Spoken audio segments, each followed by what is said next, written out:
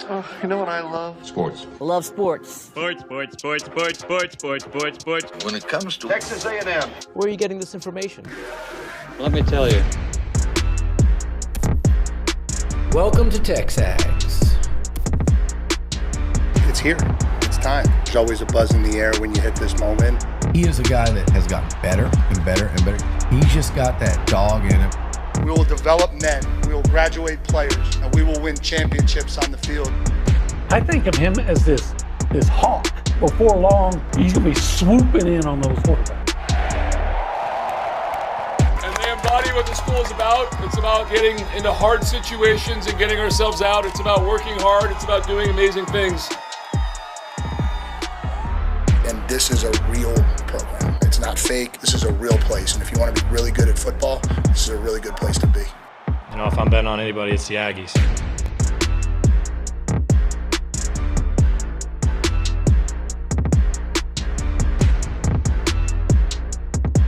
So I feel like I'm going to borrow my newscaster traits. I'm going to give you game times of A&M football. Olin Buchanan is joining us live from Destin as he's wrapping up his SEC spring meetings. He's on the Buffy's Catering and Bartending Hotline. OB, this ain't, it's news, but it's whatever. What are we going to say about game times? But I feel like we should inform the public that the first 3 game times have been announced. We've got the September 5th opener versus Missouri State, a 6 o'clock start.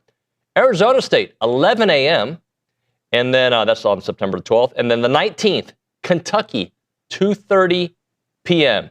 OP, react, please. I think that's pretty early for that Arizona State game, especially if you're Arizona State, because I think, if I'm not mistaken, they're on Pacific time. And so to them, their body clock, it'll be 9 a.m.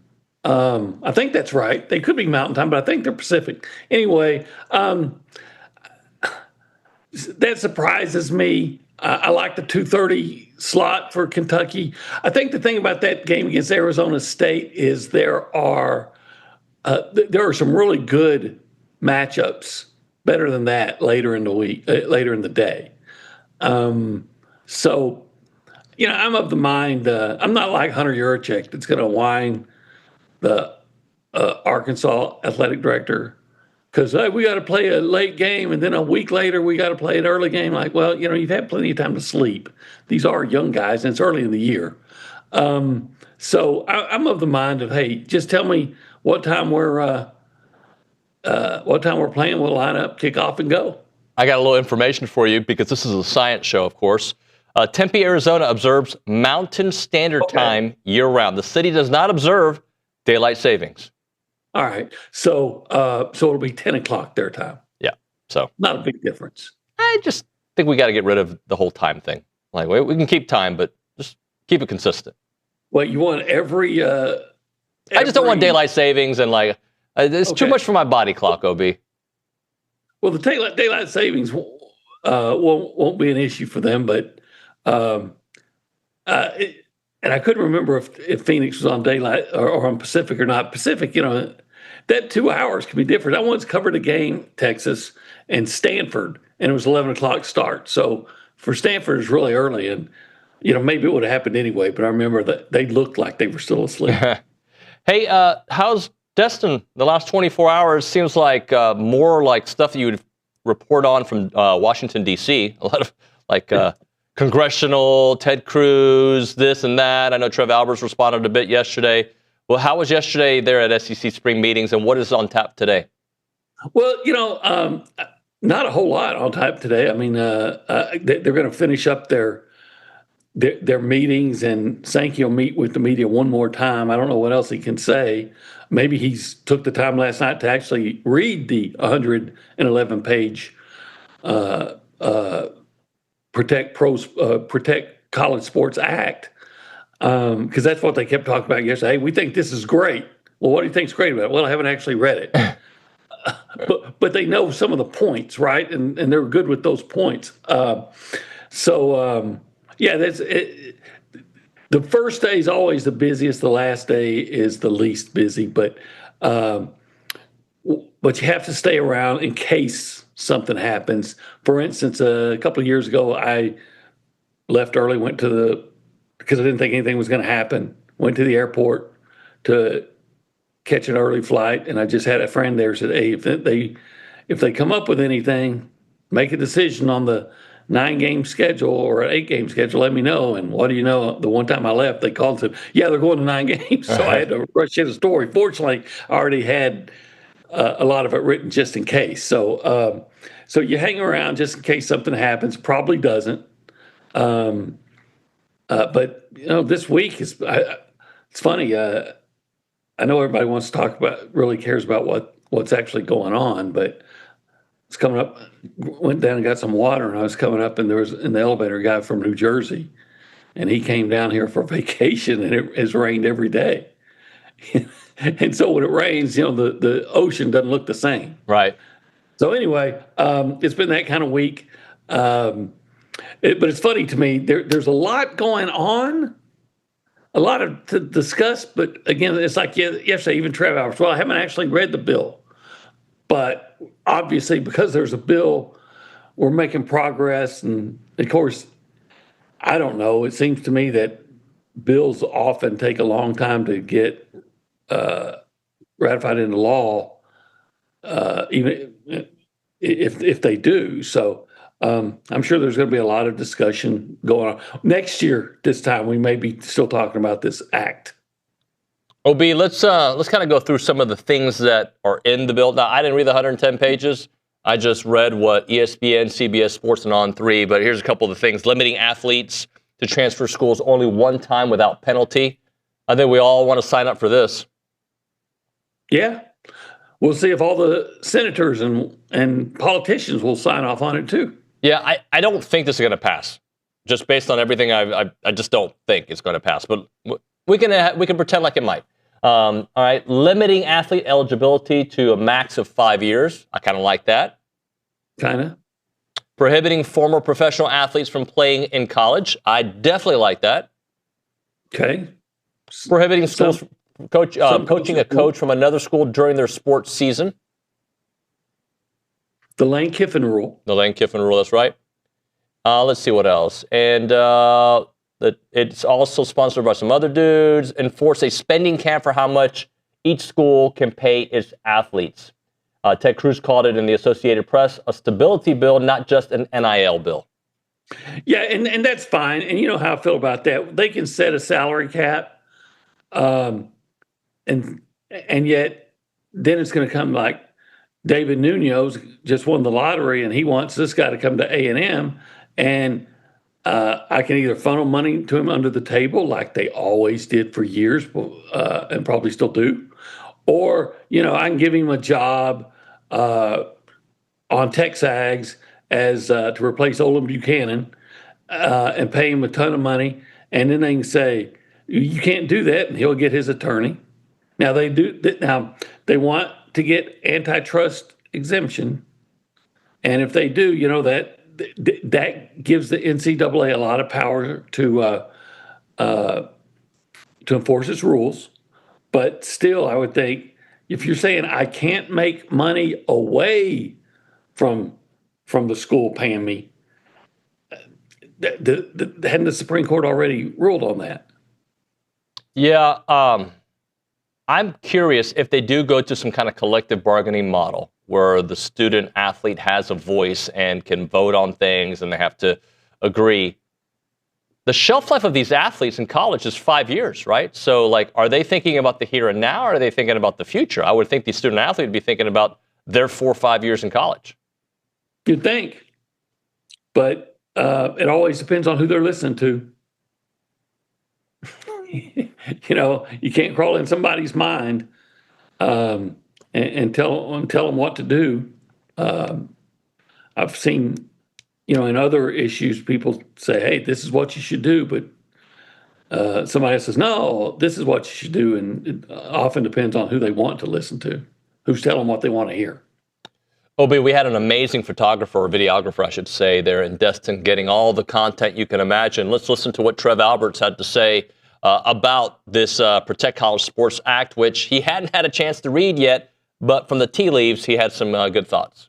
We had a pretty good idea that at some point during our meetings here, we were going to get some communication about potential release of a potential bill, and so that obviously was a positive thing. And so I think that the general consensus is, we're in Texas A&M, we're really grateful for the bipartisan effort. I mean, we've been talking, how many years has it been that we've been talking about a potential intervention and some help from Congress? And so just really grateful for Senator Cantwell and Cruz and their effort.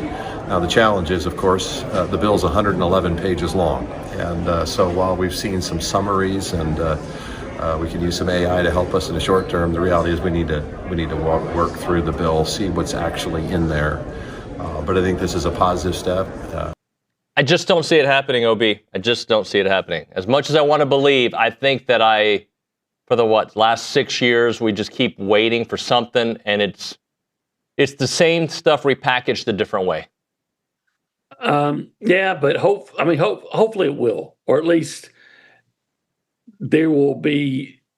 It'll be a strong jumping off point to say, okay, well, there's a couple things, that this senator doesn't like in it and this one, and they can, massage it to finally get some kind of governance. That's been the buzzword all week, because we all agree that there has to be, like Mike Elko said the other day, and I'm assuming he's right, that in 2.5 years, you'll be paying out more that you're taking in from your revenue, television revenue. And to quote an awfully repeated line, that model is unsustainable. Yeah.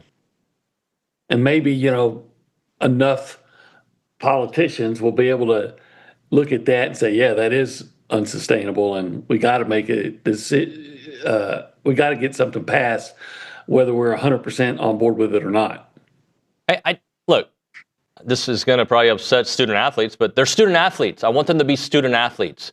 And I'm not saying that it shouldn't be compensated some way, shape, or form, especially if these universities are making millions, billions of dollars. Right? I'm not saying that, but let's go back to being student athletes, having to go to school to play, and I think your education is part of that financial package you're getting.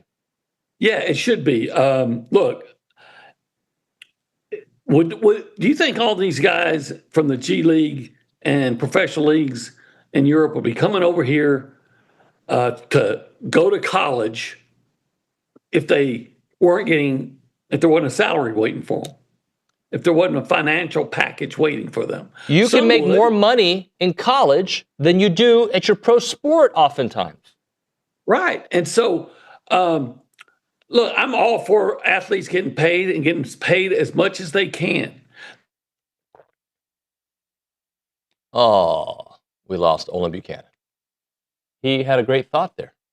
Anyway, we'll figure it out. We'll get him back here. It's already the time to tell the people the time of the show, the name of the show, all the good stuff. So you are listening to TexAgs Live. We are presented by David Gardner's Jewelers. We are in the Rollo Insurance Studio. It is the Go Hour presented by the Warehouse at CC Creations.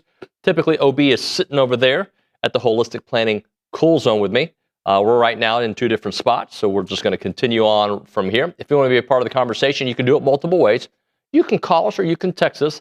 That phone number is 979-693-1150. OB, if they call that number, we give it a name. That name is the what?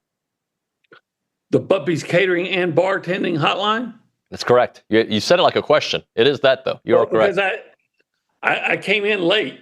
We broke up there, and you're getting to the end, and I'm like, I think he's talking about Buppies. All right. Now, how about PPE? Tell me about PPE. Well, that is the Catalyst Pure Performance Energy text line. So if you want to text us as part of the show, you do it. That is the catalyst to get you to us and onto the show. All right, let's go around the room. We go left to right. We go behind the glass. It's been a few days since we've seen our friend Nick Savage. Nick, welcome back, buddy. Yeah, sorry, Obi. I'm already screwing things up, disconnecting you and everything. But no, I'm just kidding. Good to be back. I feel like I've missed a whole lot, but I guess just the 2 topics we've already touched on today. Kind of a bummer that Arizona State game isn't at 6 or a night game or something. But I know Coach Elko and the entire team is probably taking on the mindset of just spot the ball, right? And they'll get after it. And then this College Sports Act, I've been very I don't love the idea of the government getting involved in college sports. You know what I mean? But I guess it's come to the point where that has to happen. But I'm like you, David. There's just no way that some of this stuff is going to stay in if it does get passed. How do you tell a kid he can't transfer, more than once? But who knows? I think you can. But you have to sit out. I get it. Yeah, but I know they're going to challenge it, but yeah, we got to make some kind of contracts then, right? You sign out of high school, you've got to sign a 2-year deal. I don't know. We'll work. By the way, the 11 o'clock start on September the 12th. As you said that out loud, I was thinking, yeah, man, it should be a late game. And then I got selfish for a minute. That's my 50th weekend. Bro, I go to bed at 9 anyway. That will work out great. I can have a little birthday dinner with my family on the 50th. It works out better for me. Is your 50th birthday the last birthday that matters, that you can celebrate? You know what I mean? Pardon? I don't believe after 21. What the hell's wrong with you? You want me to die? No. I don't celebrate. OB is 94. Why would you say that in front of him? Because he's a grown man. I bet he would agree with me. No, I think he's going to celebrate 65. He's going to celebrate 75. There's going to be parties. Yes. I think when you're young, you celebrate vehemently, and then you get into your 20s and 30s, and maybe you got kids, you got other priorities, and so they lose some of their meaning to a certain degree. But then you get older, and you start celebrating your birthday even more like you did when you were a kid. Why? Because you don't know how many of them you have left. So come December 7th, we're going to partay. Partay. That's right, with a T-A-Y. Let's go check in. By the way, can I remind Nick of this? Yeah. Because he doesn't like the government being involved in college athletics, which I agree with, except that it was the NCAA and college athletics that asked the government to fix all their problems because they wouldn't. Great point. And that's how the government got involved. Yeah. Big brother got involved. Sometimes you got to ask your big bro to help you out. Let's go to the Angry Elephant News and Social Center. Ashley Munson returns to the program. What's up, Munson? Good morning. How's everybody doing?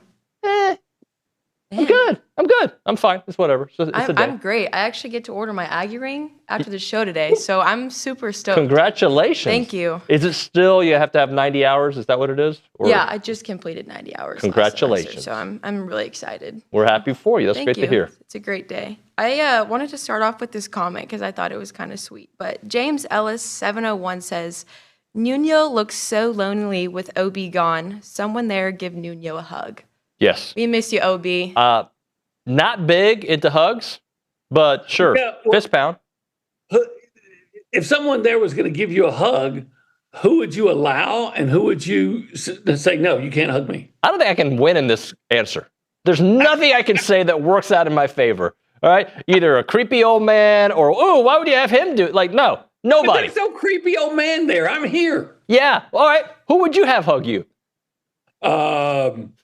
Any member of the opposite sex, and no members of the, unless it's a bro hug, where you a side hug, shake a hand and then kind of you got to have the hand pat, yeah. You got to do the thing where you come in like this, your arms almost crossing your chest, and then you put it behind. But does that count as the hug?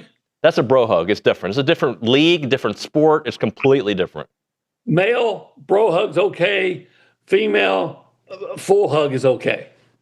Yeah, I don't know if HR approves. Munson, what else do you have for us? So I wanted to talk about racing this morning. I know I'm taking a turn here. But Texas A&M University made national sports history this weekend, becoming the first university ever to sponsor a driver who went on to win the Indianapolis 500.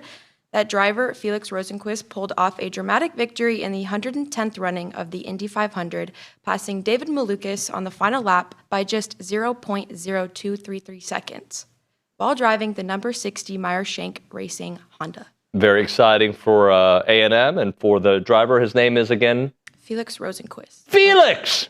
OB. I wonder if that Mullen quit, the guy that got passed at the last minute, I wonder if he was like driving for South Carolina. Explain. Why don't I follow? Because they came from behind. I got you now. I got you now. Good job, OB. Hey, I don't want to do anything funny. I want to do kind of almost a boring, monotone 1775 spot because, like, I want to show the people that it's possible to be monotone. I don't know if it is, actually, now I say it out loud. Can you be very monotone when it comes to 1775? No, I can't because I like 1775 so much. I can't be monotone.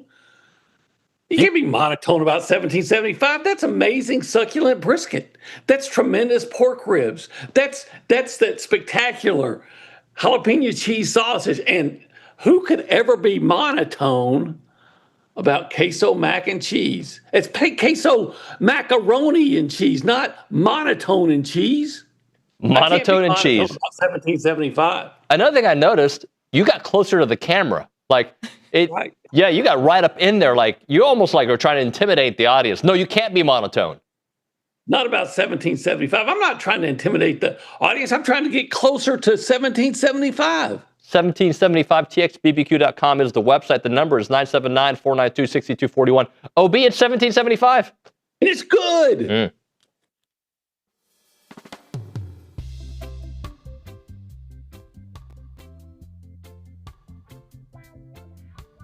Hey everyone, David Nuño here of TexAgs Live. I want to introduce you to the team at Holistic Planning. Got Jason Barber here, Taylor Pankratz, and also Paul Meredith. Jason, I want to start off with you. What really sets Holistic Planning apart from the others? Yeah, so what makes us different is most financial advisors stop at investment management. On the other hand, Holistic Planning, we manage investments, taxes, and estate planning all on one team, all underneath one roof. Now, Taylor, when everything is coordinated like that, it really helps the bottom line, doesn't it? It really does. When your investments and taxes are working together, you stop leaving money on the table and keep more of what's yours. Paul, Holistic Planning is trying to expand as well. That's true. We just opened our Houston office, and we're looking for people who feel like their advisor isn't seeing the full picture, because that's exactly what we fix. And Jason, there's other opportunities beyond that. Definitely. If you're a financial advisor and you want to join the Holistic Planning team, we're looking to add 50 teams in the next 5 to 10 years. So check out holisticplanning.com/advisors. All right, so if you want a team that actually coordinates everything, go to holisticplanning.com. Aggies, this one is worth it.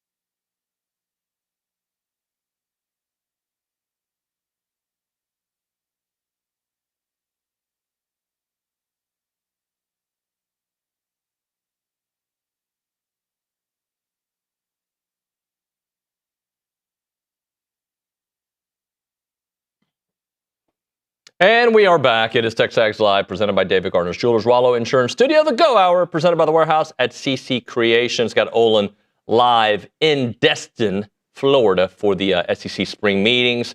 OB, did you get a chance to listen to Pete Golding chat yesterday?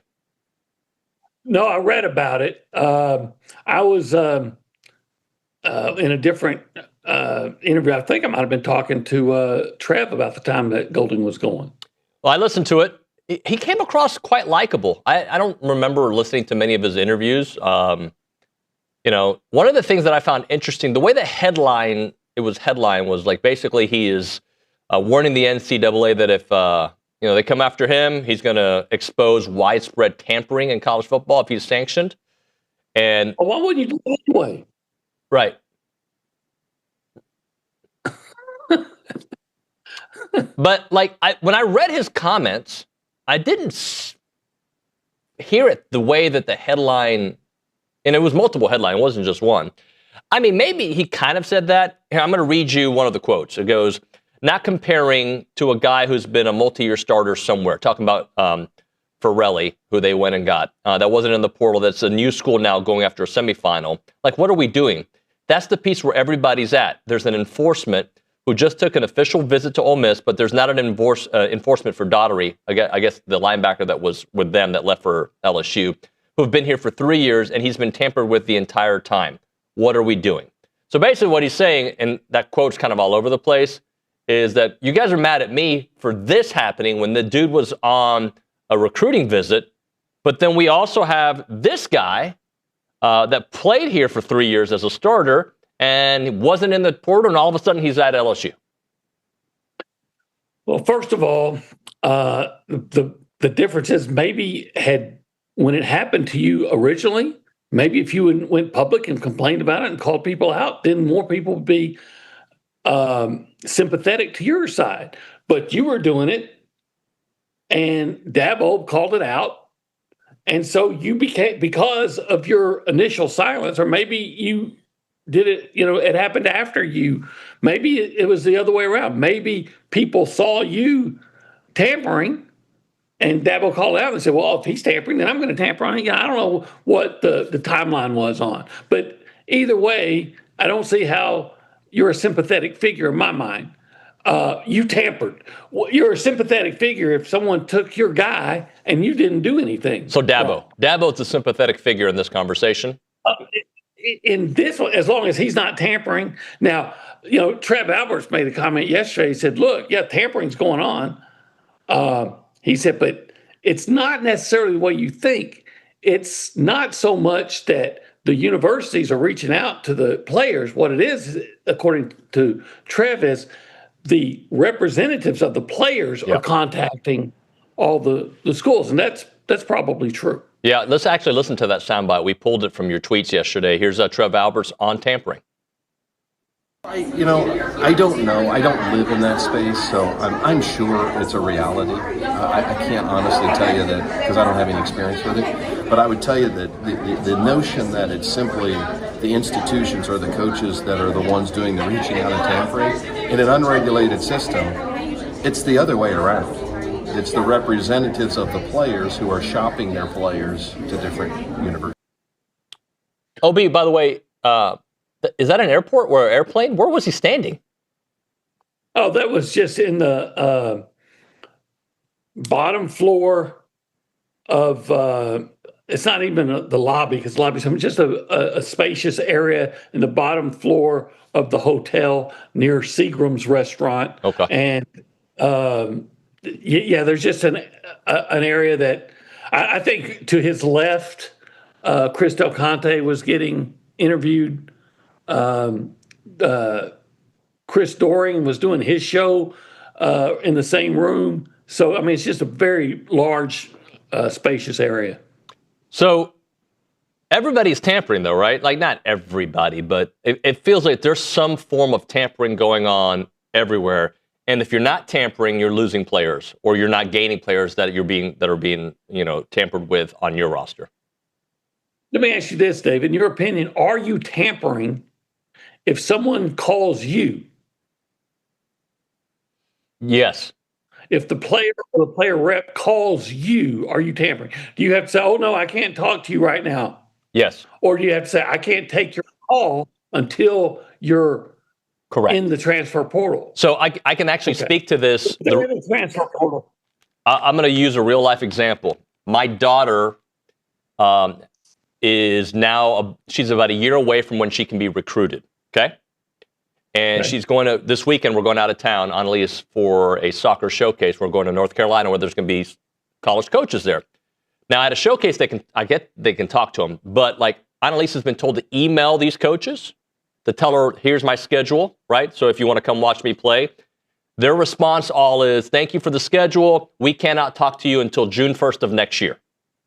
That's what you're allowed to say in that world. And I would assume the same kind of thing. Hey, thanks for your interest, but I can't talk to you until you're in the portal. Thank you very much. What should happen if the agent of a player reaches out to Mike Elko?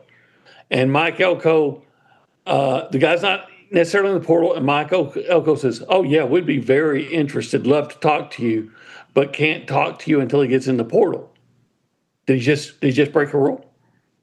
I don't think the way it's currently written, not that I've read how it's currently written, but no, I don't think in that scenario. By the way, Coach Elko can do whatever. He's cool in my book right now, forever. But no, I don't think that is. But that's the delicate part, because what if your cousin calls, right? And how did he get his Coach Elko's number in the first place? I've been looking for that number.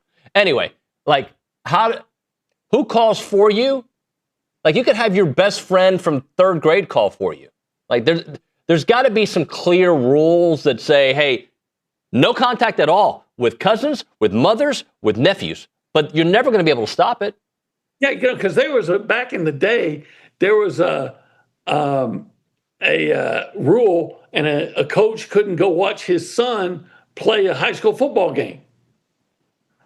And then finally, the NCAA, I'm sure it took them a while, realized how preposterous that was. So they said, well, if it's your kid and you can't. But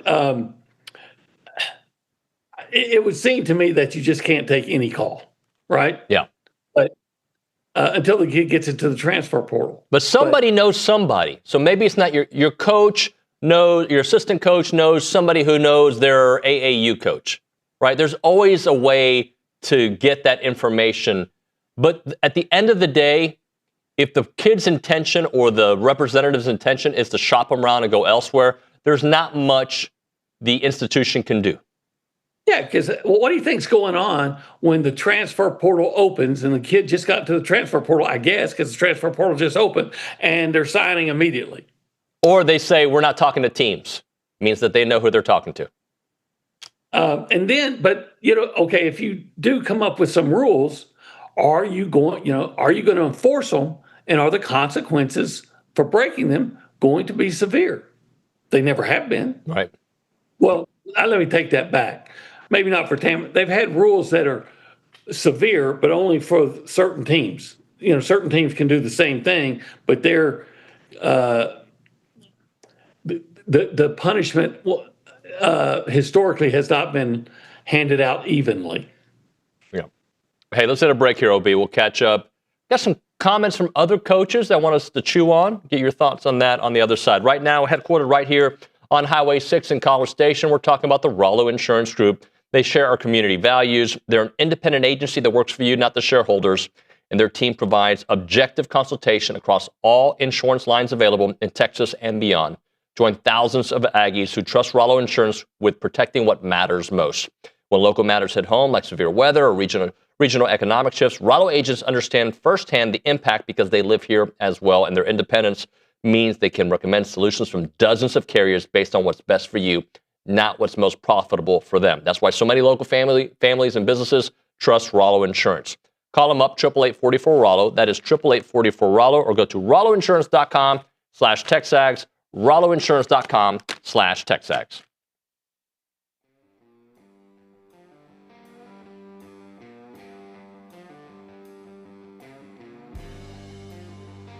All right, we're talking about Burlebo, the heart of Texas, more than an outdoor lifestyle brand. It's products created with you in mind. Currently, I'm wearing the performance polo, the Texas maroon and gray. If you look into it, You've got the state of Texas in gray, and you also got it in maroon. It's one of their highest, most popular shells that they have there. It is really nice. Comfort and versatility. You can wear it in any situation. Quick drying, fits the size. But Burlebo, they're rooted in tradition, fueled by passion for the outdoors, designs high-quality apparel that works just as hard as you do. So whether you're hitting a workout, enjoying a day of fishing, or cheering on your favorite college team, their gear is made for the athlete, the outdoorsman, and the everyday adventure. And it's really nice. I wore this one to church the other day. People talked about it. Really, my kids were like, Dad, you look pretty good today. From athletic shorts to your favorite go-to tees and performance hoodies, they have everything you want. Check out burlebo.com and find your new favorite gear. It's Burlebo for the athlete, for the outdoors, and for the family.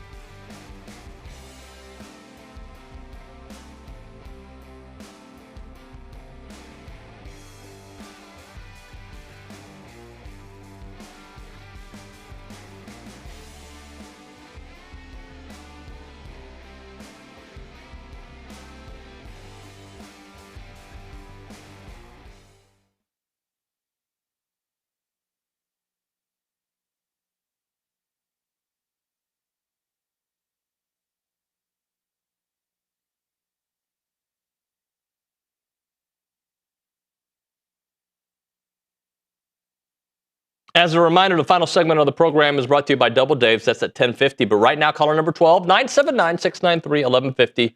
We're going to hook you up with your choice of a dozen pepperoni rolls or a large one-topping pizza from Double Dave's.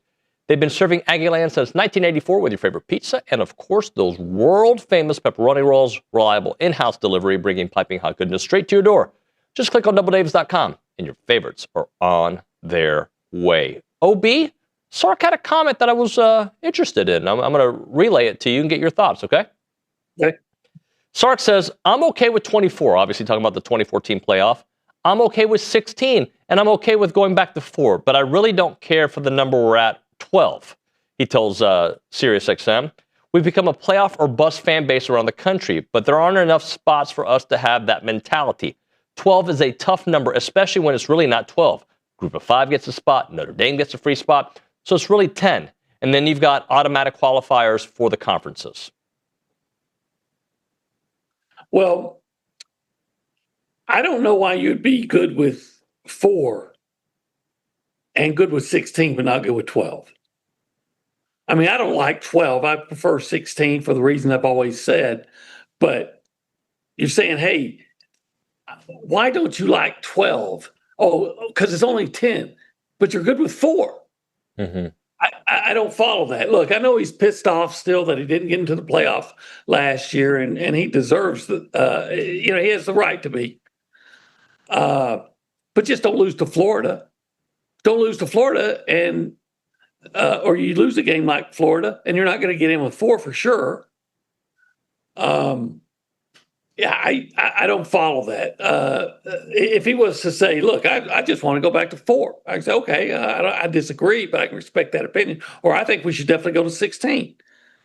Or if he said, but I don't get why 16's good and 4 is good, but 12 is bad. I don't understand that rationale. He also talked about a 4-team SEC mini playoff with the winner of that getting a spot in the playoffs. Let's see where that point is. I'm a big fan and proponent of the SEC championship game. I think there's something special about that game. It means a lot. I've had a chance to coach it 3 times. If we went back to 4, we could have our own SEC playoff for the SEC championship game, because now the conference has expanded to where not everybody gets to play each other anymore. Yeah, I think they should go back to divisions, frankly. Yeah. The whole deal, hey, we can't all see every campus in 4 years. Well, we're still not going to. So that was very disingenuous. If you want to have a 14 playoff, why don't you just have the divisions where everybody that you're trying to win the division, you have to play everybody. Everybody plays the same teams. What a concept! And then let the 2 champions play, and then that team gets like it should be, gets into the playoff. It's gotten to where all the coaches in all sports want a mulligan. It's like Mike Elko was saying the other day. It's supposed to be hard to get in the playoffs, and everybody wants to say, yeah, but I don't want to get out because I lost. So now just winning the conference championships, it's not enough to have 2 teams in the conference. I have to have a 4-team playoff.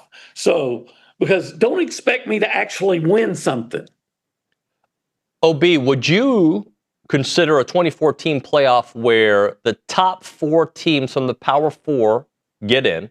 Okay, hear me out for a second. So that would be 16 teams. Okay. And then your Notre Dame, if they reach a certain threshold, gets in. Your group of 5 reach a certain threshold, gets in. And the rest are at large. Yeah, I mean, I could sign off on that without too much complaint, because I figure, but then I'm going to say is, does the ACC, for instance, really deserve 4? Okay, Miami, all right. Yeah, they deserved it. Deserved getting in last year. Who else? Okay, then let's play that with that number a little bit more. The Big 12, the Big 12, the Big 10 and the SEC get 5 each, and then the rest get 3 each. Okay, I'm more open to that. And then there's a lot of, like you said, about 6 at larges. Yeah. Yeah. Or how about nobody gets in anything automatic except your conference champion, and the rest are at large based on how good you were. Now, look, I get it. And I hate to sound like I'm arguing Texas's point, but even Trev pointed out, look, now I think Texas got left out, not because they lost to Ohio State, because they lost to Florida. But the point is, had they not played Ohio State, they could have afforded to lose to Florida and still get in the playoff. And how serious are the electors who put you in the playoff going to be about strength of schedule? Yep. How about a world where to qualify for the playoffs, though, you have to have 10 Power 4 conference games on your resume? Have to have 10, which means in the SEC, that means 9 SEC games, which you know is going to be hard, and 1 Big 12, Big 10, ACC scheduled game. So if you get the 10, now you've hit a threshold. But again, the Big 12, who are they going to play? They're maybe going to play the ACC and the bottom dwellers of that? Yeah, they're going to be lining up. Hey, everybody wants to play Wake Forest. Everybody wants to play Boston College. I think you just have to, they have their rankings of, how the teams are going to be. It's kind of like in the baseball, right? You saw all the SEC, so many SEC teams in the top 10 or so. And you're going to have to come up with a way to say, look, is that if it's Texas, or let's say it's Notre Dame, if those 2 losses by a total of 4 points to teams that are ranked 5th and 12th, is that worse than that one loss that pick out somebody had that, like Texas Tech? What tells me you're a good team? I mean, you lost this team. Okay, if a team goes undefeated and they haven't played or has one loss, but they haven't played a particularly grueling schedule, and then but they have a loss, and then you say, so they get in because they don't have one loss over Notre Dame. They had 2 losses, but then you got to look at the guys they lost to. Look, Obi, we got to hit a break, but I think there's got to be a formula out there that says to get into this playoff, you have to have an RPI or a playoff metric schedule of 50 or above. I'm just making a number up. Like basketball. Yeah, or you don't, but you can't get in. Like if you don't reach that number, if your overall body of work schedule doesn't reach that number, you don't qualify. And that's it. I think that's what coaches want. A lot of coaches in the SEC would like that. Like, hey, is that win over Notre Dame a quadrant 1 win? For Notre Dame, how big of a hit do you take for losing? Because they were saying, Trev was saying this, you need those marquee non-conference games. Do you want a game like Texas A&M and Notre Dame to just go away because you got to make your path to the playoff easier? And so it's like the NCAA and whoever's in charge, they're really not in charge of football, but the playoff committee talking out of both sides of their mouth. On the one hand, yeah, you need to schedule big damn opponents. And then on the other hand, yeah, but you lost to them. So I'm going to take a team that didn't play, that wasn't as challenging. Their schedule wasn't as challenging. Let's figure out a way to remove the cakewalk. Let's hit a break here, OB. The special edition of the Texas Aggie magazine story is out. You need to check it out. It's from the Association of Former Students. The May through June issue is a special Aggie Spirits issue that includes all things Aggie wine, beer, mead, and spirits, and much, much more.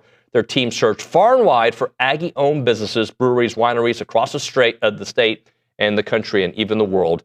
And as much as could be found has been compiled into the magazine for the Aggie Network. And normally this magazine is available only to Century Club members. However, this issue is available to everyone. To read the issue and explore giving to receive future issues, visit tx.ag/Texas Aggie. That is tx.ag/Texas Aggie. Again, don't miss the special Aggie Spirits issue of the Texas Aggie to explore all things Aggie wine, beer, mead, spirits, and more. tx.ag/Texas Aggie.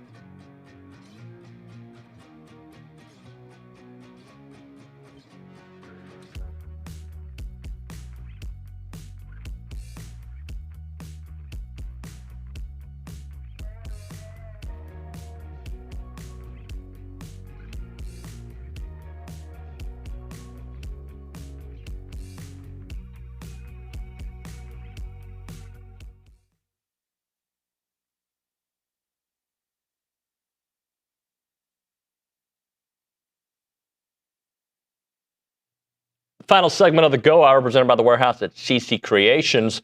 OB, we didn't talk baseball this hour, and I'm not going to be here tomorrow. I'm not sure if you are because I know you're traveling back. Thoughts on what's going to happen this weekend?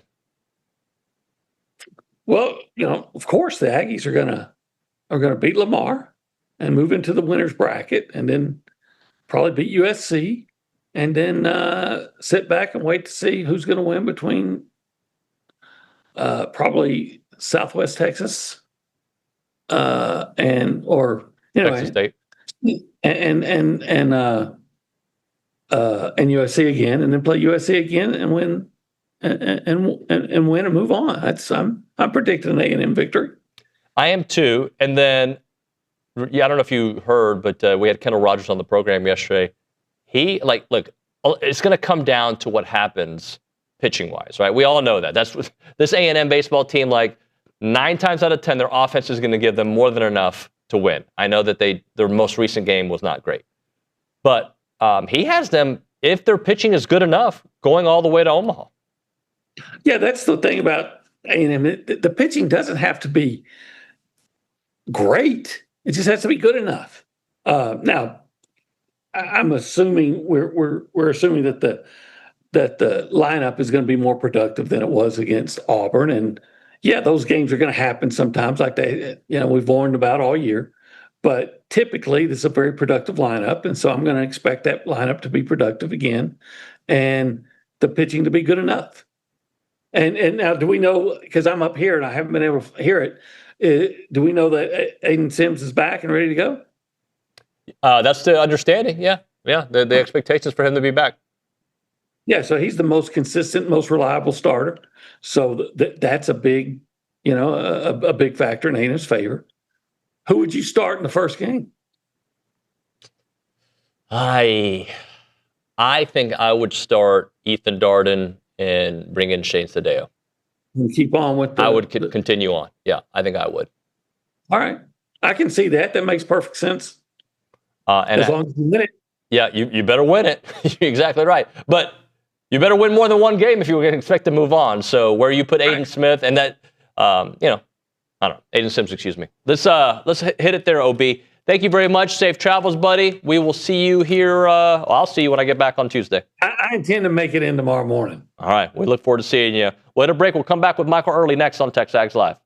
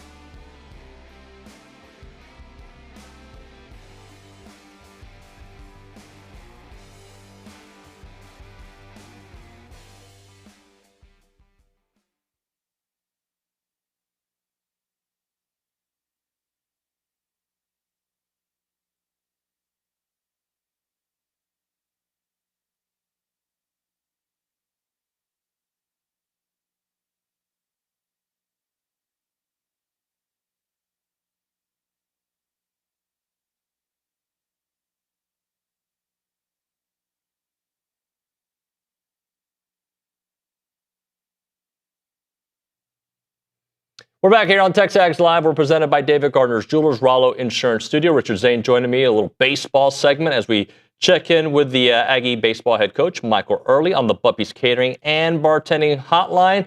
Coach Earley, good morning, sir. How are you? Good morning. How you doing? Great, man. Thanks for joining us. I know it's a busy morning. You guys have practice here in a little bit. So the field is set. From the last time we spoke to you, you're hosting, you're playing Friday afternoon, and I guess now the only thing that matters is playing baseball. So how locked in, how ready is your group for this?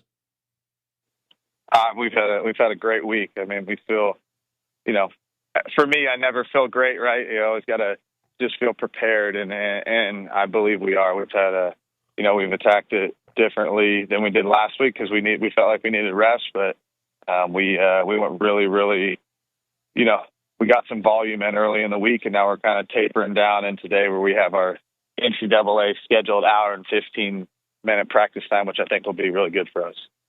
Coach, I know we talked in Hoover about preparation, and if this week was different from the week leading into the SEC tournament, what were the biggest differences, and how do you think the club has approached this tournament as opposed to the conference? Yeah, I mean, look, as far as last week, it's like you never know what's right until the game happens, and you're trying to, at this point in the season, you're trying to balance rest and health and coming off a Mississippi State where you just left everything on the field.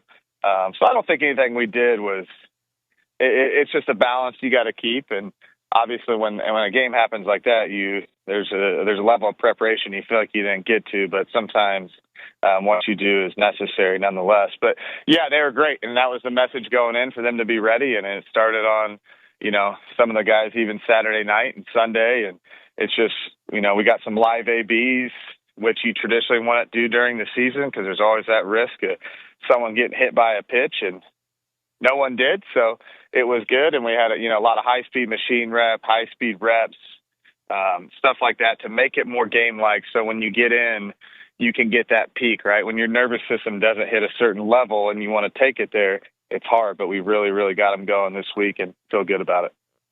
Coach Earley, you guys beat Lamar earlier in the year, and I know that game's not representative of who they really are. So what have you learned about them that maybe we did not know leading into this matchup? Yeah, it's a completely different team. Just like a lot of teams are on Tuesdays, but I think specifically them, their weekend arms are really good. They have school record and strikeouts. We're going to face the conference pitcher of the year, whatever, obviously means the guy's good. They got good arms. They're a different team on the weekend than you're going to face on a Tuesday. So it's a completely different ball game. That score, I think that was one of those games that just kind of got out of hand. And I think they had conference coming up the next weekend. So completely different. And, we're approaching this weekend like we do every weekend. This is no different than an SEC game to us. How much scouting have you already done on Chris Olivier, that Southland Conference Pitcher of the Year you referenced? Because on paper, his numbers are ridiculous, but what can you tell us, having seen some video and advanced scouting on him? Yeah, he's really good. He's a guy that could definitely pitch in. He could pitch on any team in the country, and there's not a team in the country that want to take him right now. So, really good pitcher, Got some life on his fastball, good slider, just really good stuff. Like he's definitely going to be a challenge. He's taxed his own. He's got a lot of punch outs per innings pitched, and seems to be very competitive. Like their whole team is. When a Southland team, a 4 seed, has an arm like that, how much does that impact your decision and with what you want to do with your pitching staff? Yeah, it's a balance, right? It's a balance of what you think they are offensively between what you can do against their guy, and it doesn't matter who we're playing. We're in a regional, so it's like you need to win. Like you need to win game one. You need to win all the games, but you want to get off on the right foot, and you try to see what you can do from a matchup standpoint against their team compared to what you think you're going to do against their guy. What is the strategy for you, like in the regional setting, for preparing for multiple teams? Like, do you have a formula that works for you all? What is the game plan when you have so many teams coming in and you have to be ready, depending on which day, which matchup? Yeah, I keep my focus on the game in hand. And so, one way or another, we're either going to play Texas State or USC in game 2. I've always, from an offensive standpoint, I focus on one team, and then, I stay here all night, kind of watch the game a little bit, and then get going on the next team. Now, we've done a little thing on each team, right? But I just keep my focus solely on Lamar, and then you just have some late nights and early mornings. And I kind of like it just because, it actually is, it's a little more fresh in your mind when you do it like that. I know you just said you're focused on the task at hand, which is the Lamar Cardinals, but since we last spoke to you on Monday, what have you learned about the rest of the field? I know Texas State's a club you're familiar with, and maybe USC might be a little bit as well, going back to your time at Arizona State. So what do you see from the 4 that are here for the College Station region? Yeah, all really good, obviously, and everyone at this point is good.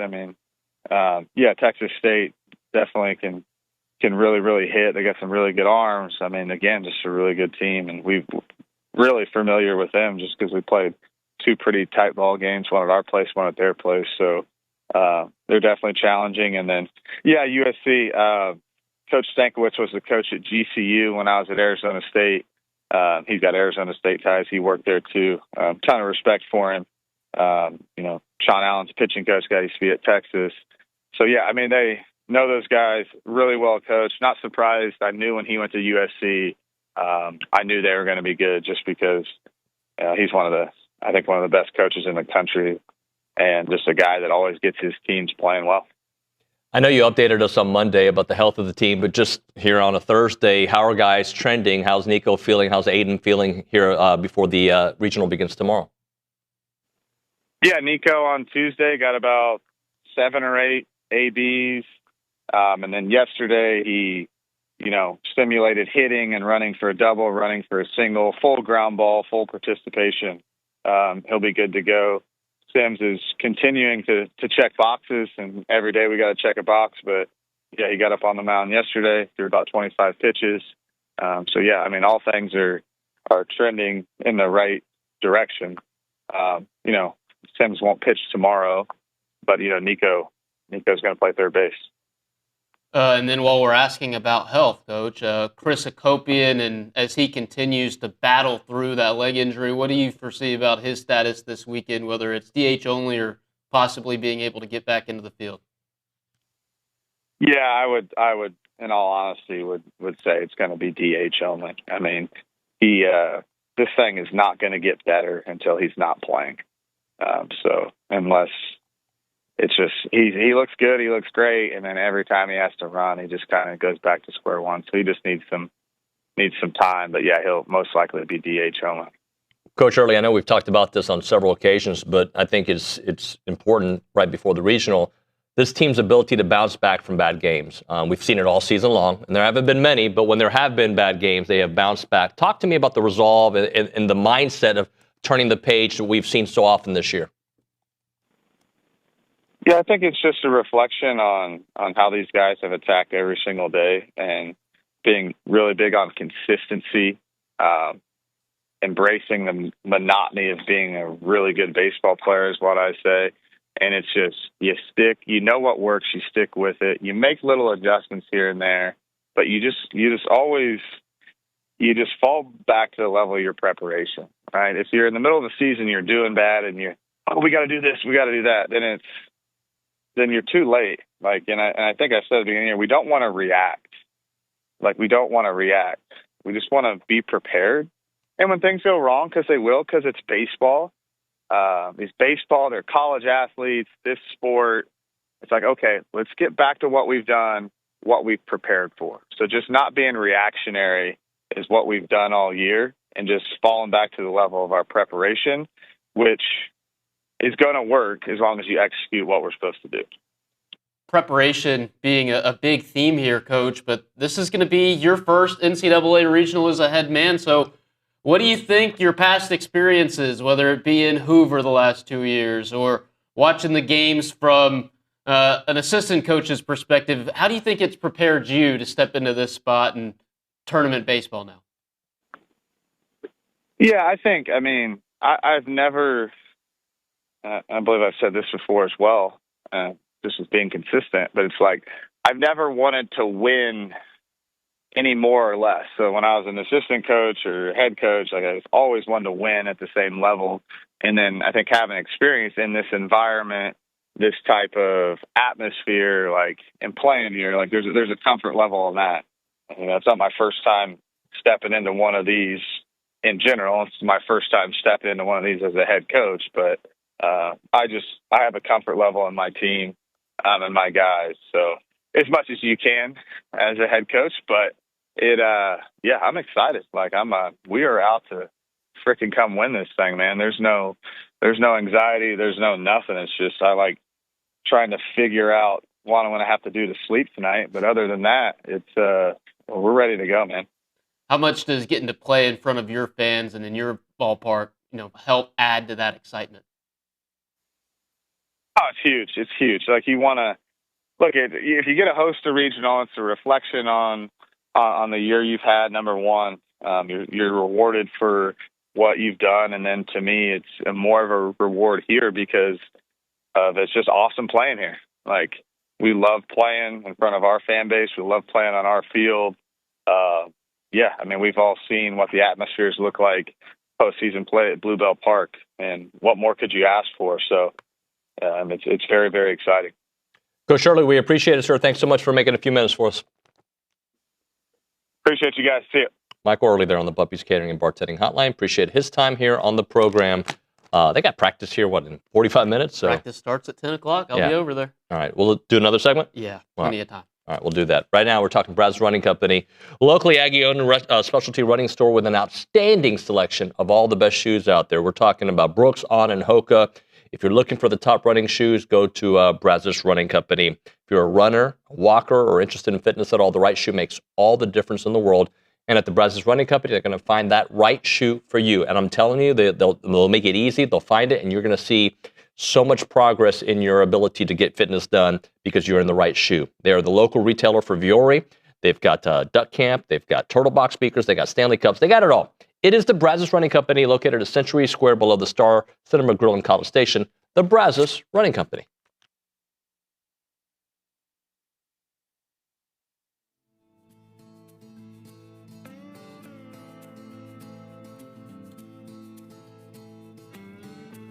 Hey guys, David Nuño here to talk about our new partners with EventPipe. They are a leader in hotel booking technology, and now they're giving you a chance to support Aggie student athletes every time that you travel. Thanks to their partnership with United and EventPipe, whether you're heading into a game, a business trip, or family vacation, every room that you book comes with cash back in the pockets of Aggie athletes. That's a wonderful deal. And with EventPipe, you'll get discounted hotel rates up to 20% lower than the major travel sites while enjoying a fast, easy booking process. They've even created Presto, EventPipe's quick launch booking solution. It lets organizations build branded hotel sites powered by live hotel inventory, making it simple to book the perfect stay. So next time you want to book a trip, do it the smart way with EventPipe and support Texas Aggies NIL through United.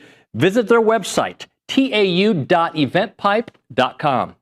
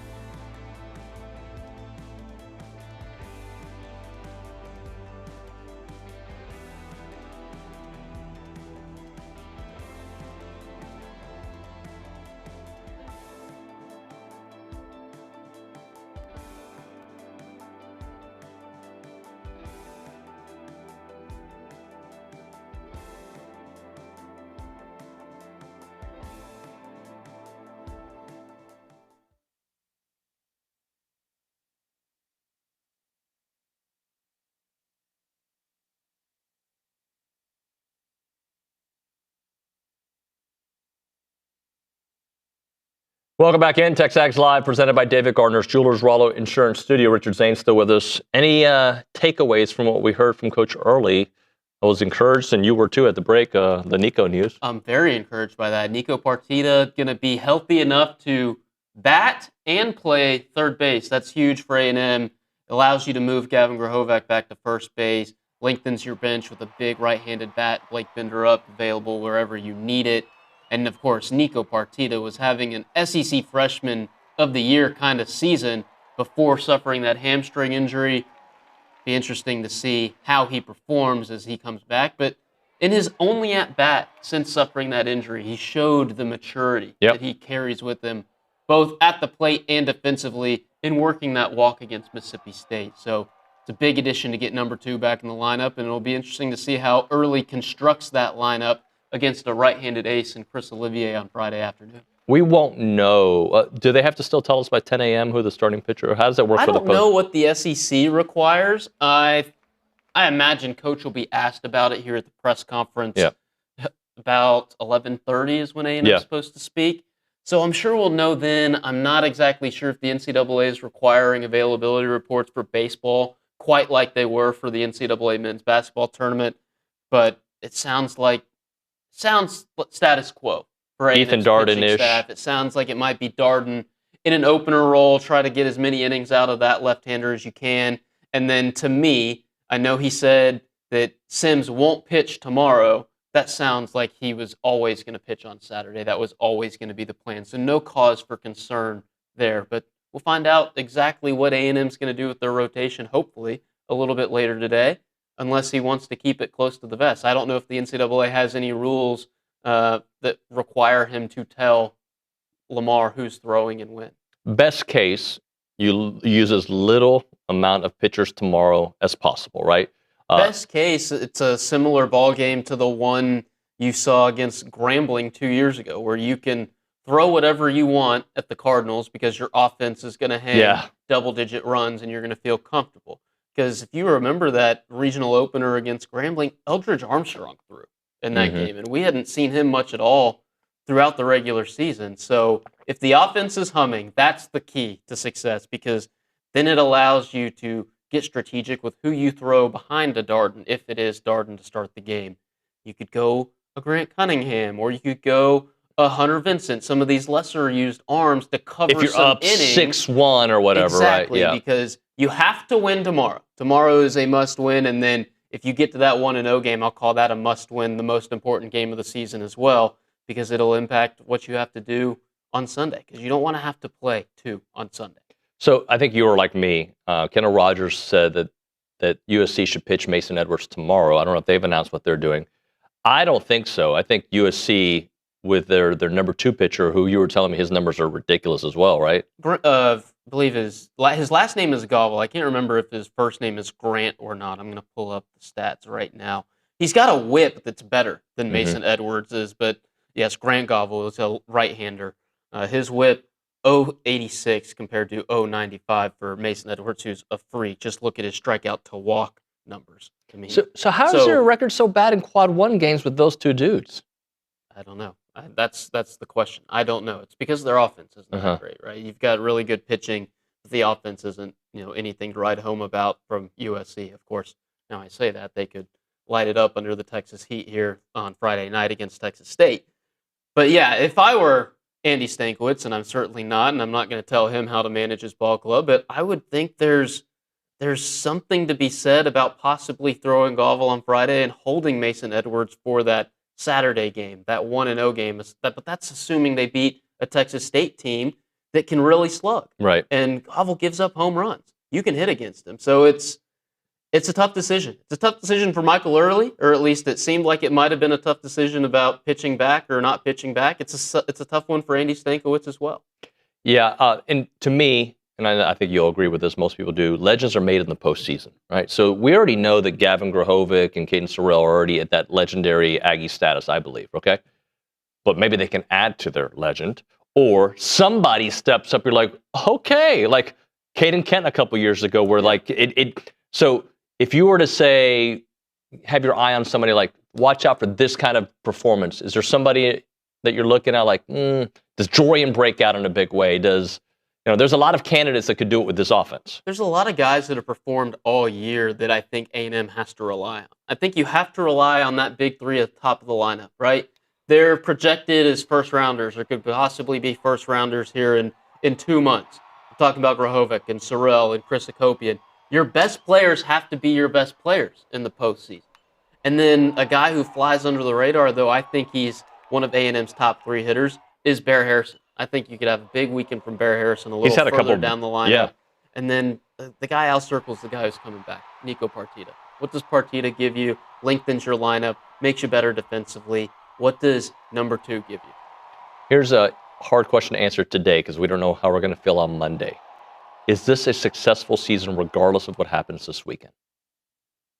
I don't know. Can I reserve the right to judge the season in its entirety whenever that may be? Yeah. Can I do that? Because I don't know. If you, worst case scenario here, everyone knows it, is you go 2 and barbecue in your home regional. Yeah.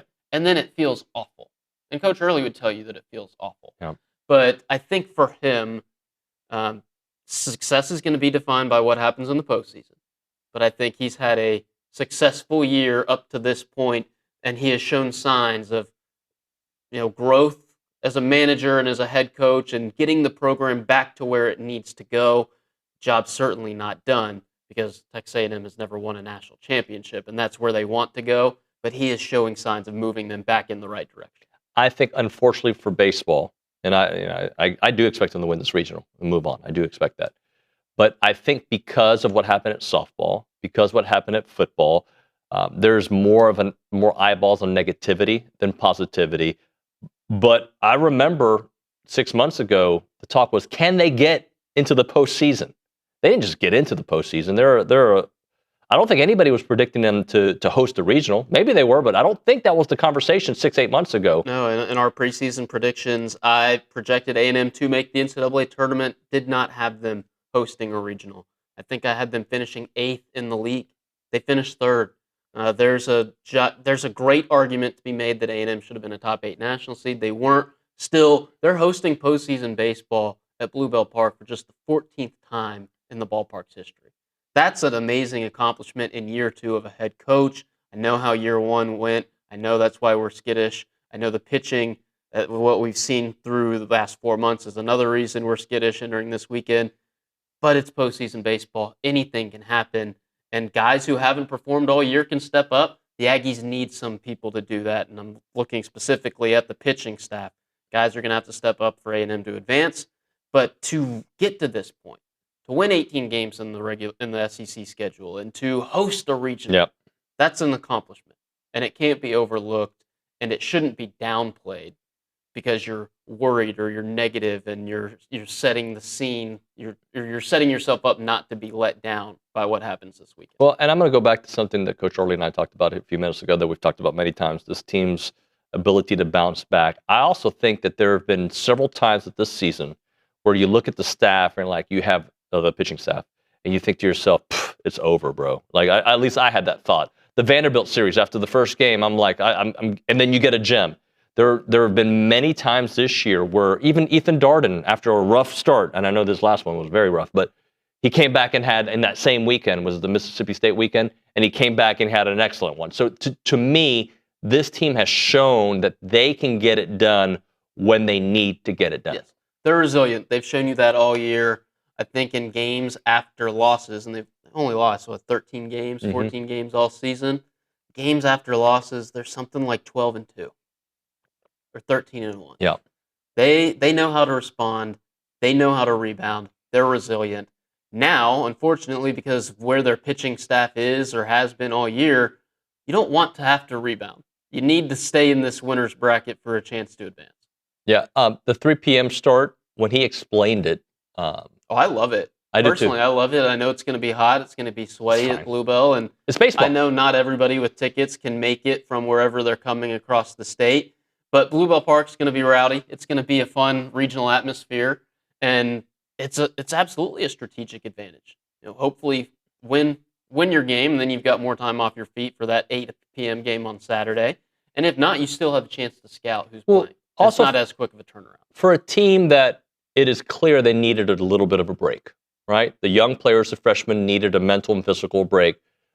You could just tell it was starting to add up. I think that is after having a few days off this week or lighter week, and also leaving Hoover early, and also hopefully winning this game to set up a longer. I think the whole rest recovery thing for this team could work out perfectly based on that. Yeah, and I hope if you're looking for a silver lining in losing 7-0 in Hoover, hopefully the message from Coach Earley was you do this again, you're going to be fighting for your lives or you might not advance. And hopefully that lesson has been learned and they can show you their resilience again, respond once again, and start off regional play on the right foot. I won't be on the baseball bunch tomorrow. If you were to give me 3 to 4 points for A&M to not only win tomorrow, but to advance in this series, what would those 3 or 4 points be? Give me 4. The offense has to be the offense, right? You know your offense has been elite all season long, so you have to continue to perform. If A&M's going to get to Omaha, and we said it in 22 that it was unsustainable, but the offense is going to have to perform at the level they have all year long. And that might go against what you know about tournament baseball, where it hinges so significantly on starting pitching and elite pitching. The offense is going to have to carry the load. And then another point would be somebody's going to have to step up on the pitching staff. More than somebody, right? More than somebody, probably a couple of arms. And if I were to pick a guy, I'll go with Gavin Lyons. And I know it hasn't been going great for him recently, but they trust him. Hopefully a couple weeks, or he didn't pitch. He only pitched once after Mississippi State did in the regular season, and he has another week off. Hopefully that reset has allowed that right-hander to bounce back. And then I'll also take Cooper Powell. Cooper Powell's been interesting to watch, and Hunter Bond as well. So I'll take those two guys. And then a third point for you is Clayton Freshcorn's going to have to give you some heroics. I think you could see an outing kind of like what you saw in that finale against Ole Miss, where he went multiple innings, kind of went to him a little bit earlier than expected. But your best guys, offense and on the mound, are going to have to be your best guys.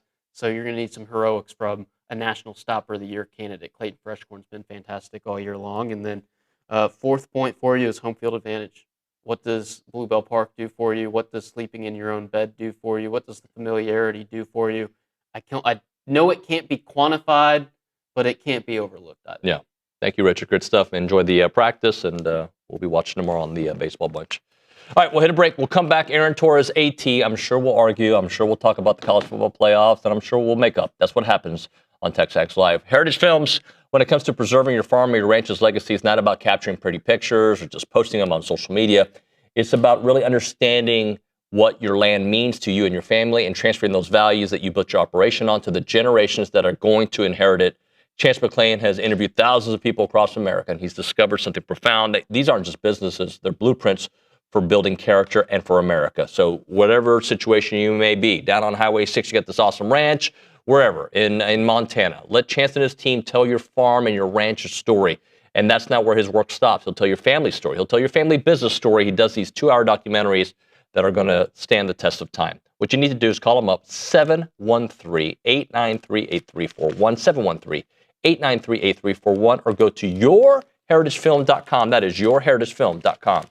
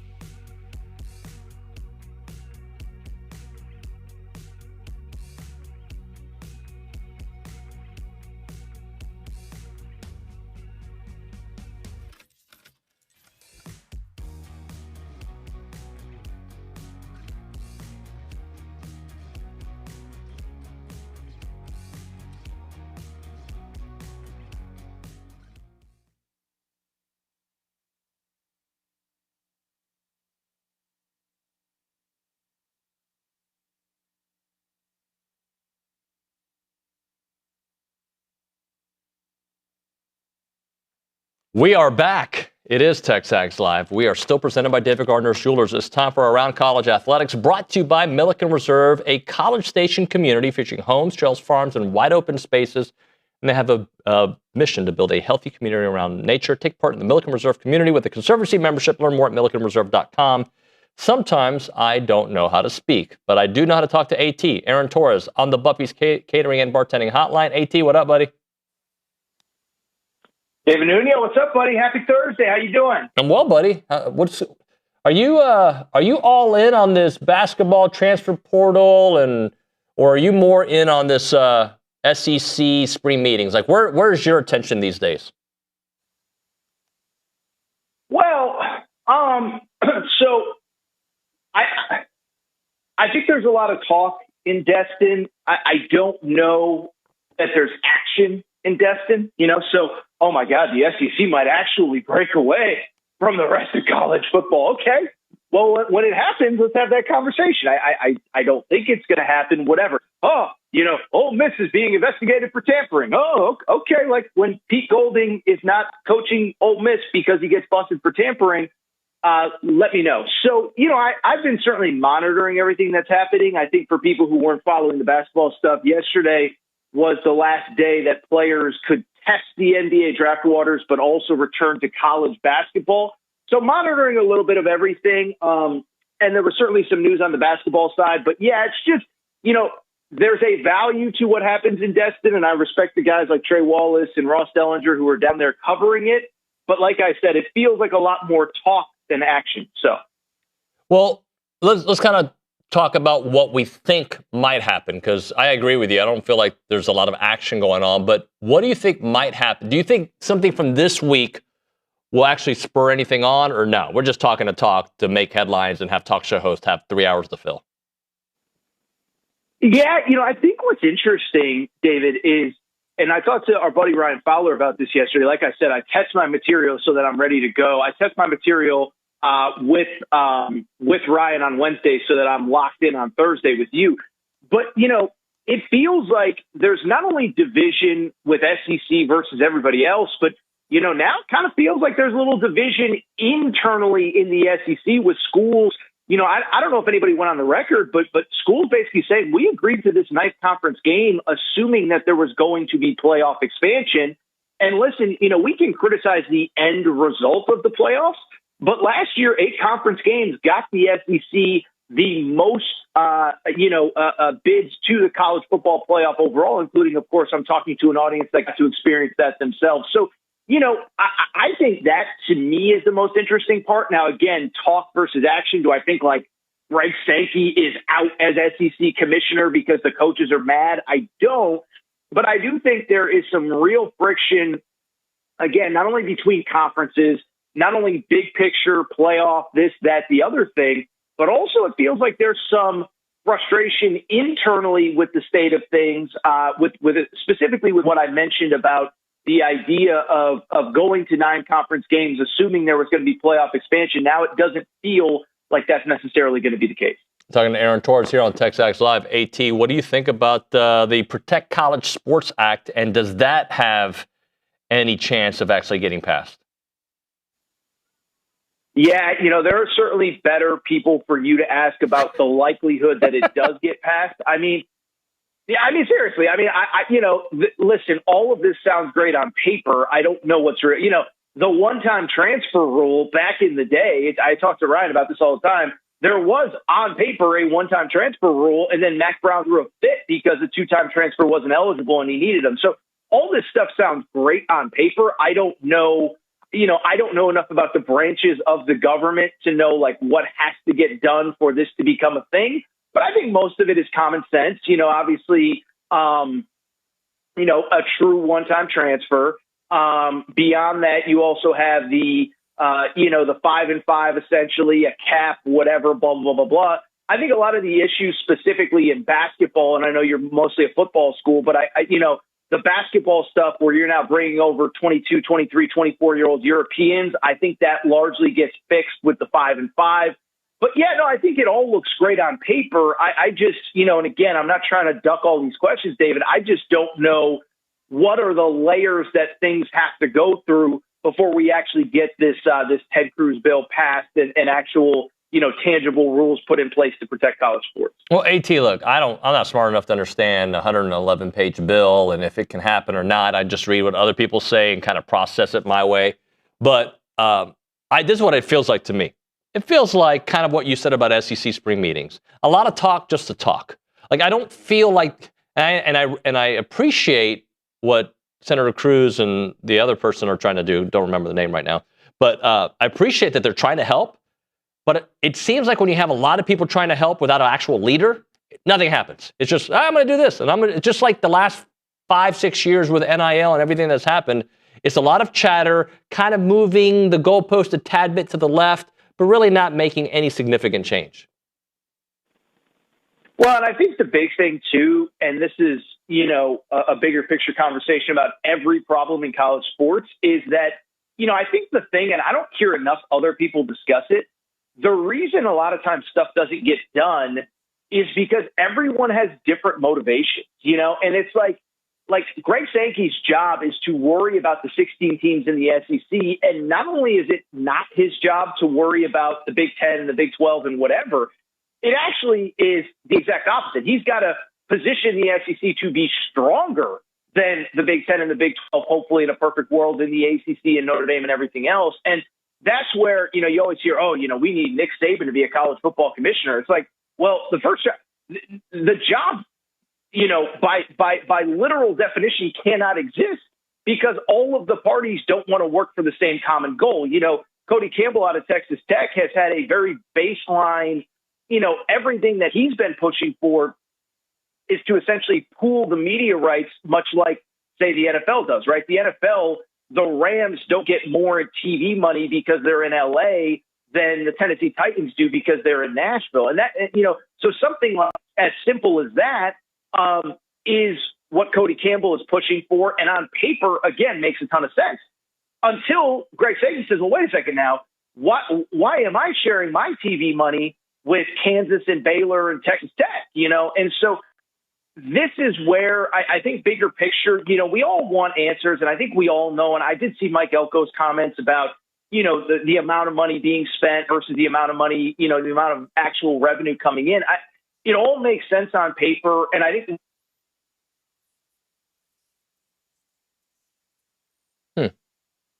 Interesting. And just because everyone has a slightly different agenda, that's the part that makes it tough for me to see how this all actually works out in a manner that benefits everybody. AT, did you catch any of Pete Golding's commentary yesterday that if, hey, you come after me, I'm gonna leak everything to everybody? I saw that. Can you hear me okay, David? Oh, yeah, you sound great. Amazing. Can you hear me? Mm-hmm. Okay, awesome. I had some technical difficulties there. I handled it like a champ. I did see the Pete Golding stuff. Yeah, and I saw the non-answer. Like, it almost reminded me of who was it? Tom Brennan, man, guys, I'm so sorry. And there's a long deep fly ball to left field, Castellanos yard. And it's like, that was the Pete Golding answer. Like, what do you think about being investigated? And he's like, well, there's and it's just, it's one of those things where there's a long fly ball, and then he changed the subject. But no, I did see where he basically insinuated, hey, it is kind of interesting that we were in the playoff until after the portal closed, and yet there were players that still left our program. And so, another one of these things, David, and I feel like I keep giving the same answer to all these questions. It sounds great on paper to enforce tampering. And I will say, based on what Dabo has kind of brought to the table, it feels like the most cookie cutter case of tampering that there could possibly be. But again, do you want to go down that rabbit hole with Ole Miss? Because then how many other schools potentially get involved? And again, I hate to keep answering all of these questions the same way, but I just feel like I will see a tampering enforcement. I will believe a tampering enforcement when I believe it, but I don't think it would be the worst thing for college football. Dabo Swinney went to the table with text messages, with screenshots, with whatever. And if we're going to punish it, this feels like the textbook definition of it. And if we're not, then maybe we just stop talking about it as a thing, because it does feel like basically the most textbook definition that you could possibly have. AT, great job as always, buddy. Thank you so much for your few minutes. No, thank you for having me, and have a great afternoon. We'll talk soon, my friend. All right, Aaron Torres there on the Puppies Catering and Bartending Hotline. We'll hit a break. We'll come back, and we'll, talk about coaches. I got an article I read that caught my attention. I'm going to get Nick's opinion. I'll get Munson's opinion. We'll kind of go through that. We'll find out what's popping on TexAgs today, that and much, much more. But right now, a moment for Caldwell Country Chevrolet. Highway 21 in Caldwell, online at caldwellcountrychevrolet.com. If you're looking for a selection that fits your price, you need to check out Caldwell Country Chevrolet. Look, they're stocking up on vehicles all the time, and they have really good deals all the time as well. So when you go to Caldwell Country Chevrolet, you're going to find those deals. You're going to find the great customer service. You're going to find the good people all there. But you should also start your search online because they'll put a lot of their deals initially on there. But when you go there, you're going to be blown away by the entire presentation. Remember, it's not a far drive, by the way, and these deals won't last forever. It's about a 15-minute drive, the edge of Bryan to the beginnings of Caldwell. A short conversation away, but you'll see the difference when you step on the lot and do business with the good people at Caldwell Country Chevrolet. Highway 21 in Caldwell, online at caldwellcountrychevrolet.com.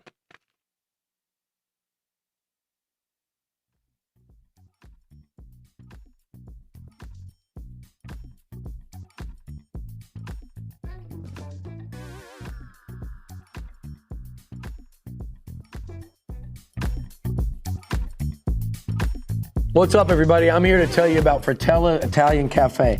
If anyone knows anything about Italian food, it's me, Billy Lucci. And Fratella has the best Italian food in BCS.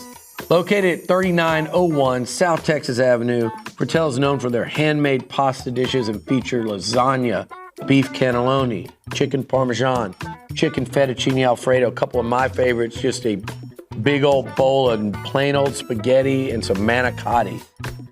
Really recommend the manicotti. That's my go-to.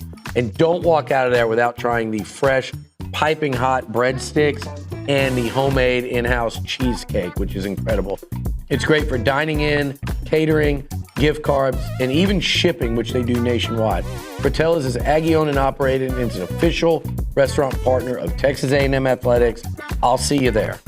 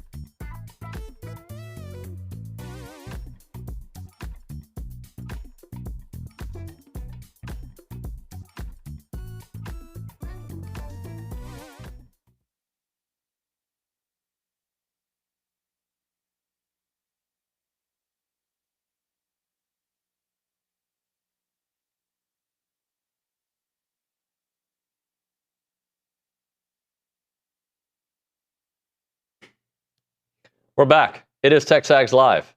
Let's see what's popping on TexAgs today at the Angry Elephant News and Social Center. Ashley Munson, tell us what subscribers can find on TexAgs today. Yeah, so it's going on TexAgs today. We have open baseball practice coverage from Bluebell Park, including photo galleries and observations, full press conference coverage from all four teams in the College Station Regional, Jason Howells with Around the SEC, recruiting and conference updates. OB has a column from the SEC spring meetings in Destin.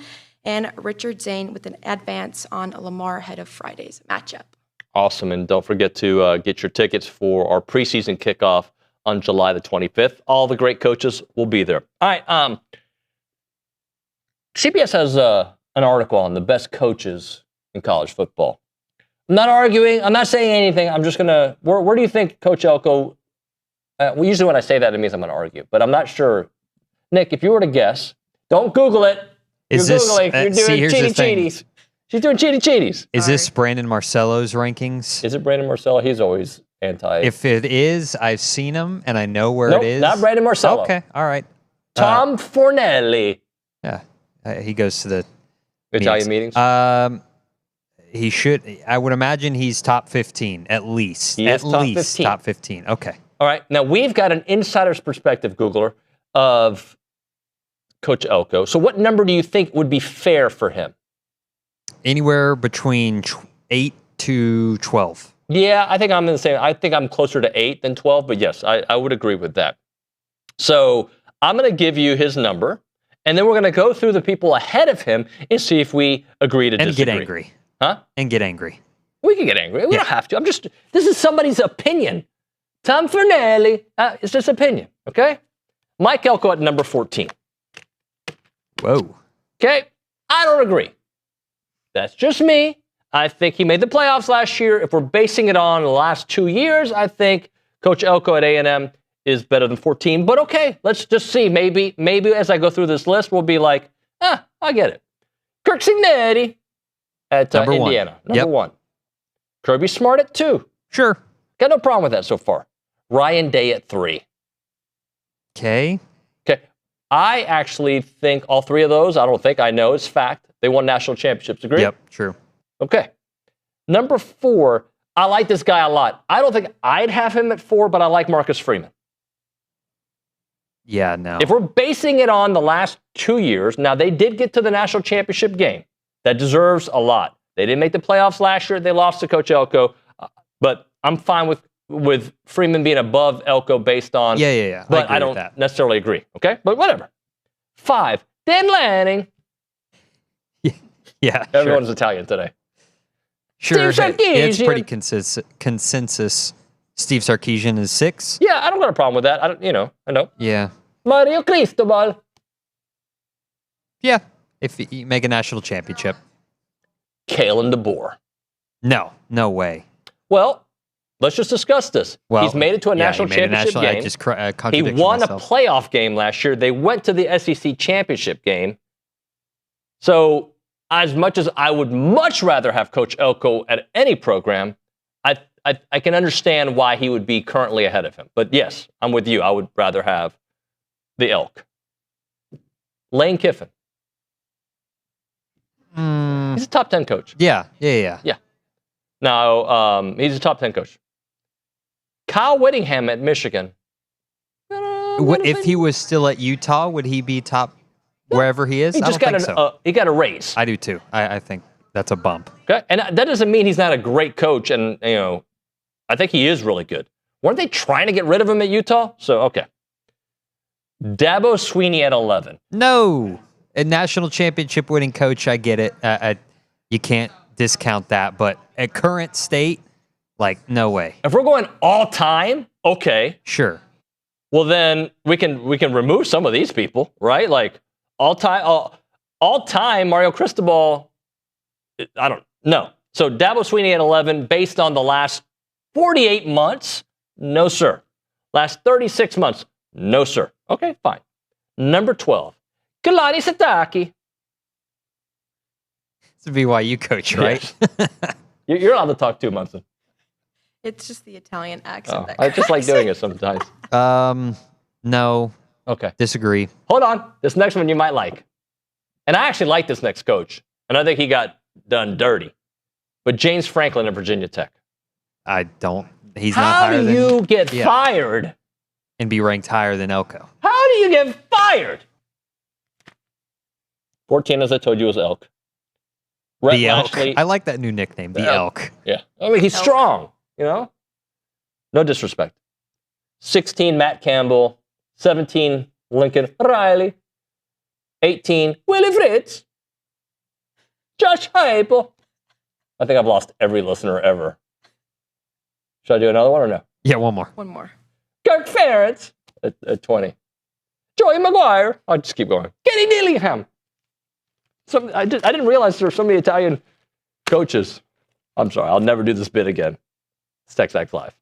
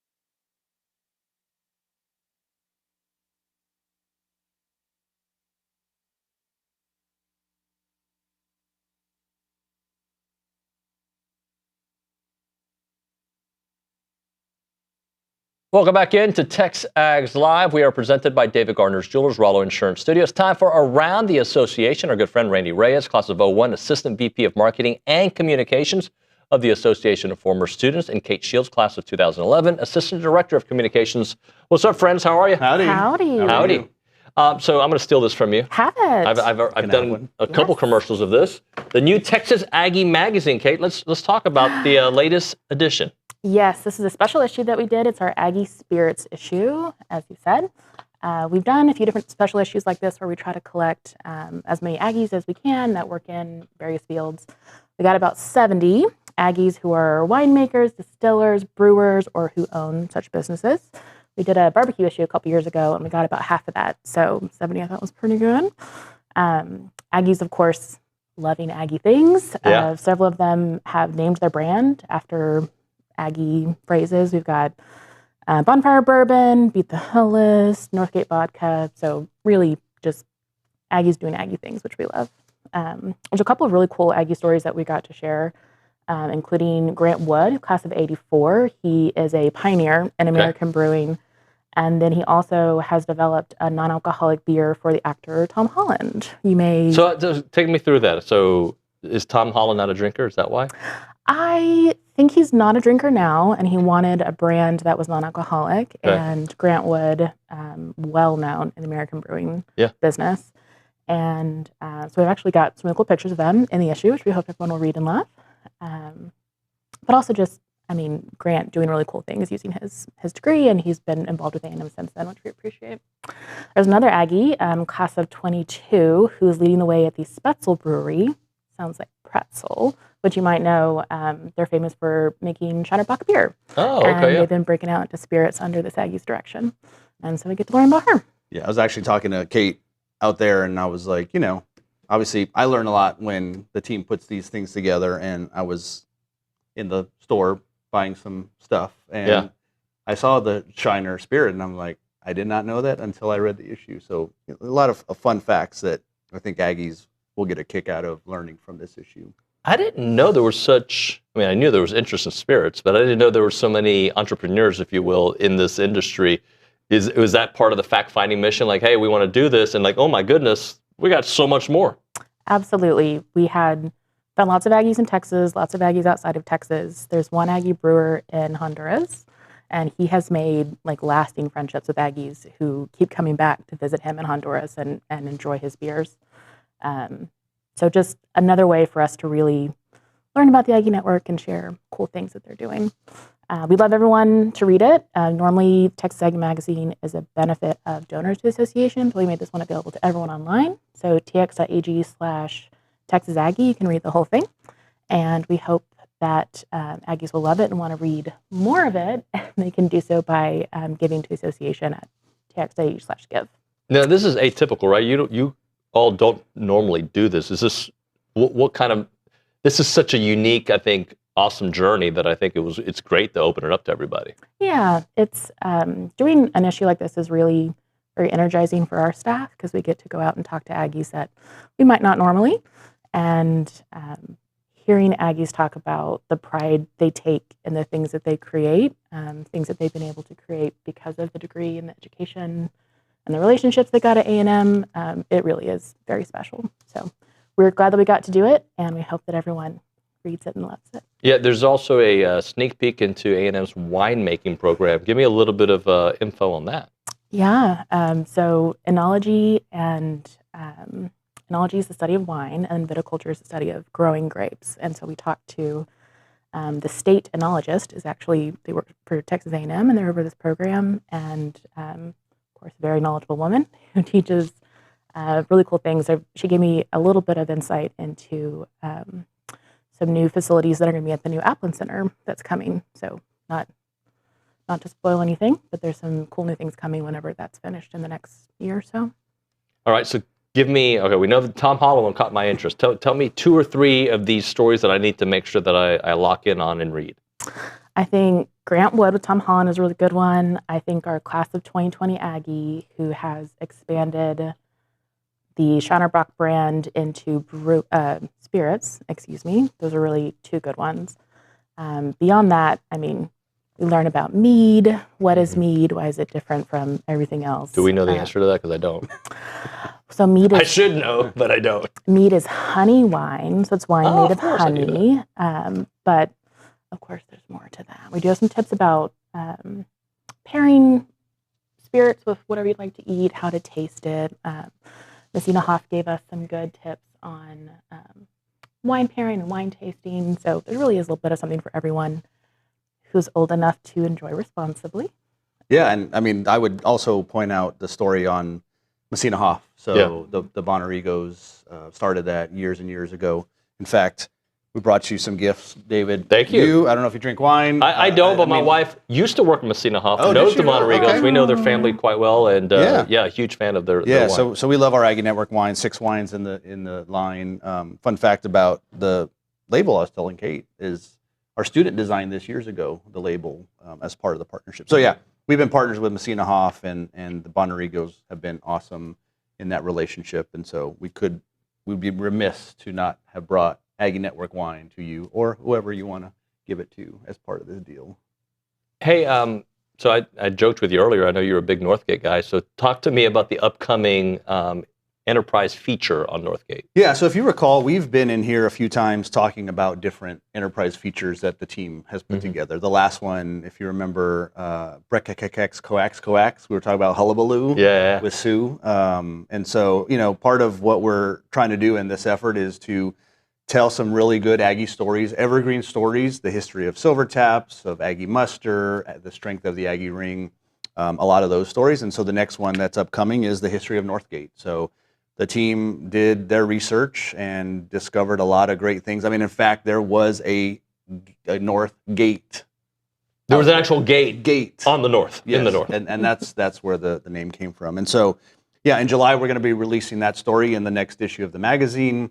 We'll have an online feature to read through all of that, the history of it. And then we're also partnering with Visit College Station on the development of a walking tour of Northgate that folks can experience. And so we're excited for that partnership. We're excited for that content. But most importantly, like all the other stories, just putting out content like that and having Aggies, just giving them those stories that are really great to learn more about. So I'm going to ask a couple questions. I know we'll have to wait for the issue to come out, but it was like the Wild Wild West. Is that kind of the picture of it back then? Sue, who, if she was here, she would love to tell you, we found a picture from, can't quote me, early 1900s. Okay. And there's a building that would become what is now Northgate. There's one horse hitched up to the side. Okay. The first parking lot of Northgate, as Sue has been liking to say. Yeah. And there's going to be some great stuff too, because I think we all live here right now, and so we're able to see the changing face of Northgate. I think high rises now, right? Yeah, and so that's part of the story, right? Yeah. I mean, change is change, but it's for the good, right, of the city and everything else is going on. And so, but to sort of see the beginnings to what we see now is just going to be, it's a great story, and we're excited to get that out there. And I'm sure we'll read about this later, but do we know, I'm just curious, when it became an entertainment district, like when that shift happened, do we know the answer to that?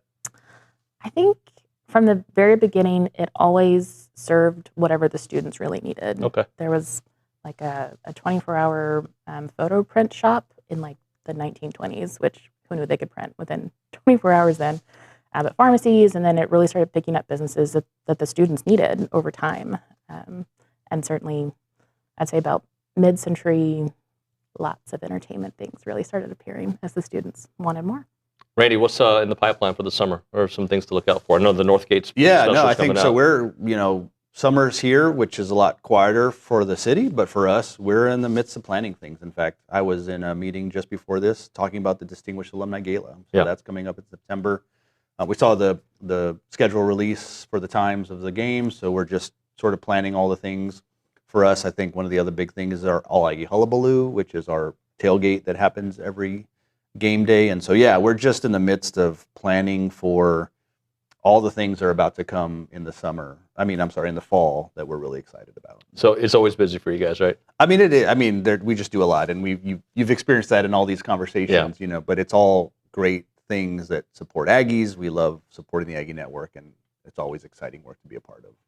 So, Kate, remind the audience how they can read all about the great stuff in the Texas Aggie. tx.ag/Texas Aggie. Always there for you. This issue totally free for everyone, and we hope everyone reads it and loves it. Thank you both for coming in. Appreciate you. Thank you for having us. Yeah, thank you. All right, we'll hit a break. We'll come back. The Fan Show is next. Right now, if you're looking for real peace of mind when it comes to your money, Check out Aggie-owned Paragon Financial Advisors. They're an independent fiduciary serving clients all across Texas with no sales pitches, no commissions, just honest financial planning and investment management. And what sets them apart is the over 9 CFPs, the CFA, and the CPA all on staff. They take their credentials seriously, and they work tirelessly to help you build a future that you can feel good about. Go to paragon-adv.com or give them a call at 979-693-3907 to schedule your free consultation today. It is Paragon Financial Advisors, integrity, expertise, and trust. Paragon Financial Advisors.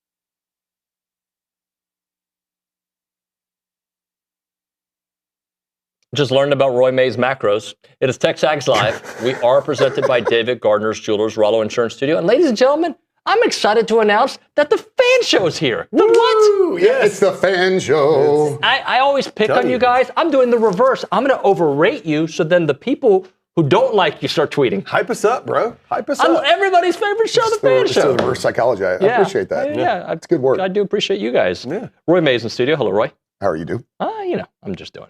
Matt Browning, hello. Good morning, David. I'm just doing. Buenos dias. Hola, ¿qué tal? Buenos dias, mi amigo. Yeah, I'm glad that you called me your friend. Shall we get the show started? I'd love that. Let's go find out from Ashley Munson at the Angry Elephant News and Social Center. The first question, and you got to pick who. All right, I started off with Roy last week. So, Matt, what's on your mind? Okay, hold on. We have somebody in the social center actually keeping track of this now. Yeah, this is a whole new world. Like she's I'm good. on it. She's a pro. This is a new world. But we'll see what she does in the next segment when she has to ask the first question. Oh yeah, that's fine. Always the hard one. So, listen. I know we're going to get into baseball. We got a lot of baseball talk. And by the way, Richard's breakdown was great because it's tough to keep up with schools like Lamar and South. I mean, it's such a big sport. It's hard to keep up with some of those smaller schools. I know we did play Sam already, but or Texas State. I said Sam. I get those two mixed up. But Elko this week and some of the sound bites have been really they've been good. great. Yeah.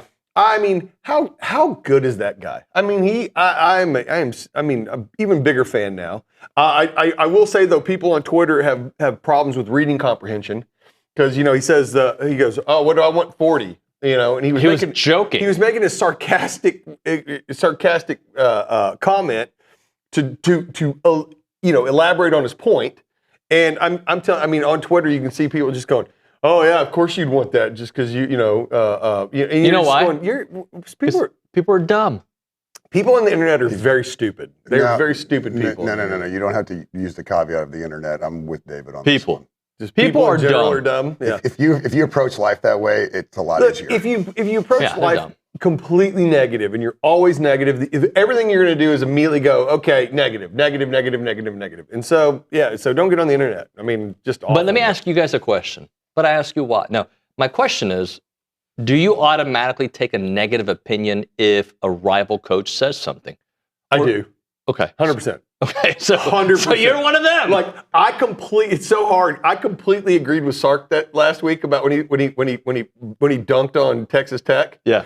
I could not give him credit for it though. I wasn't gonna go hey, I completely agree with Sark on that. No, heck no. I think you can kinda. Yeah, I think that. No, okay. No. Oh, him. No, I tell you this. I'm just now. I'm like as I've gotten older. Mac Brown. I'll start to go. Okay, Mac Brown made some sense there. Yeah. But I mean, he's been gone for years, and there's no absolute hatred. But you will not give credit to your rival if they. What if Sark saved a baby from a burning building?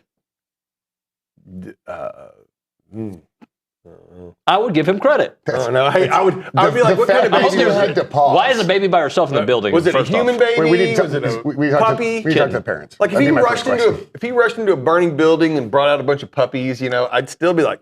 See, I think a real fan can give credit where credit is due, and still hate. You can do both. Correct. I think I can, but you won't. Internally, Mm-hmm. but you asked the question. In my immediate response to anything that deals with Texas at all is negative, and that's human nature. I think. Okay, what about Lane Kiffin? Not nearly as much as I mean, there's a complete there. Listen, I could see myself cheering for LSU in certain situations, like if it benefited A&M or something. Well, you could never, in no situation, unless it helped A&M. Can't do it. Or even then, I don't even know if I would. Well, that's hard. It's so rare that happens that so I'm like. But no, I can't do it. So LSU, no. My hatred for LSU or Tech or Baylor is nowhere near on the same level. So, Roy, do you want to follow that up with anything on that topic, or you want to introduce a new topic? You're just like a conundrum wrapped up in a ball of dumb. He's like a pig in a blanket. He's like a.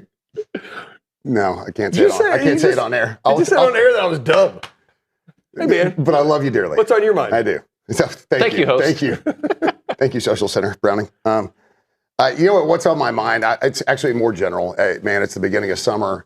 Had a fantastic Memorial Day weekend. For those of y'all that made it out to the ceremony out at the VFW, thank y'all for coming. It's just, with summer comes baseball in the air, right? Because baseball is the one sport that we get to watch during the summer. And what's funny is you get into the end of May, early June, and people are kind of paying attention to MLB, but they call it, the old-fashioned dog days of summer, right?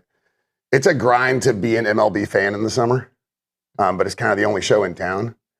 But the college baseball tournament is such a breath of fresh air when it comes to watching baseball in the summer. I think there's so much excitement to it. I enjoyed Coach Earley a little bit earlier. It's calm, cool, and collected, which is, I think, what we need to be right now, because I think a lot of the fan base is a little concerned just with kind of what we can call a trend kind of to the end of the season. But the season's over. Hoover's over. Like this, it is the freshest of starts starting this weekend. And so I just looking forward to it. I love the summer. I'm one of those weirdos that loves the heat. I'd rather spend another 3 months in Iraq in the summer than like 2 weeks in Chicago in February. Same amount of bullets too. So it's there might be more. That part's a wash. He just said I was wrapped up in dumb. You said Iraq? Well, I mean, Chicago. Yeah. I mean, some people call it Chirac. Yeah. So, but yeah, it's just kind of this.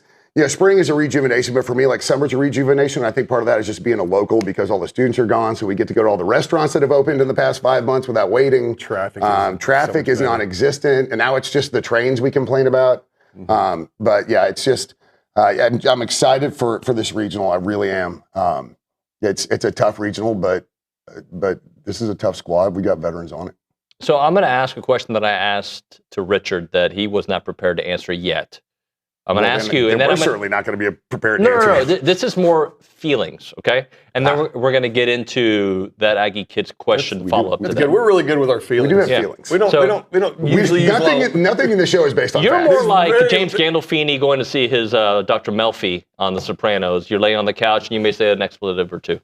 Well, not on the show though.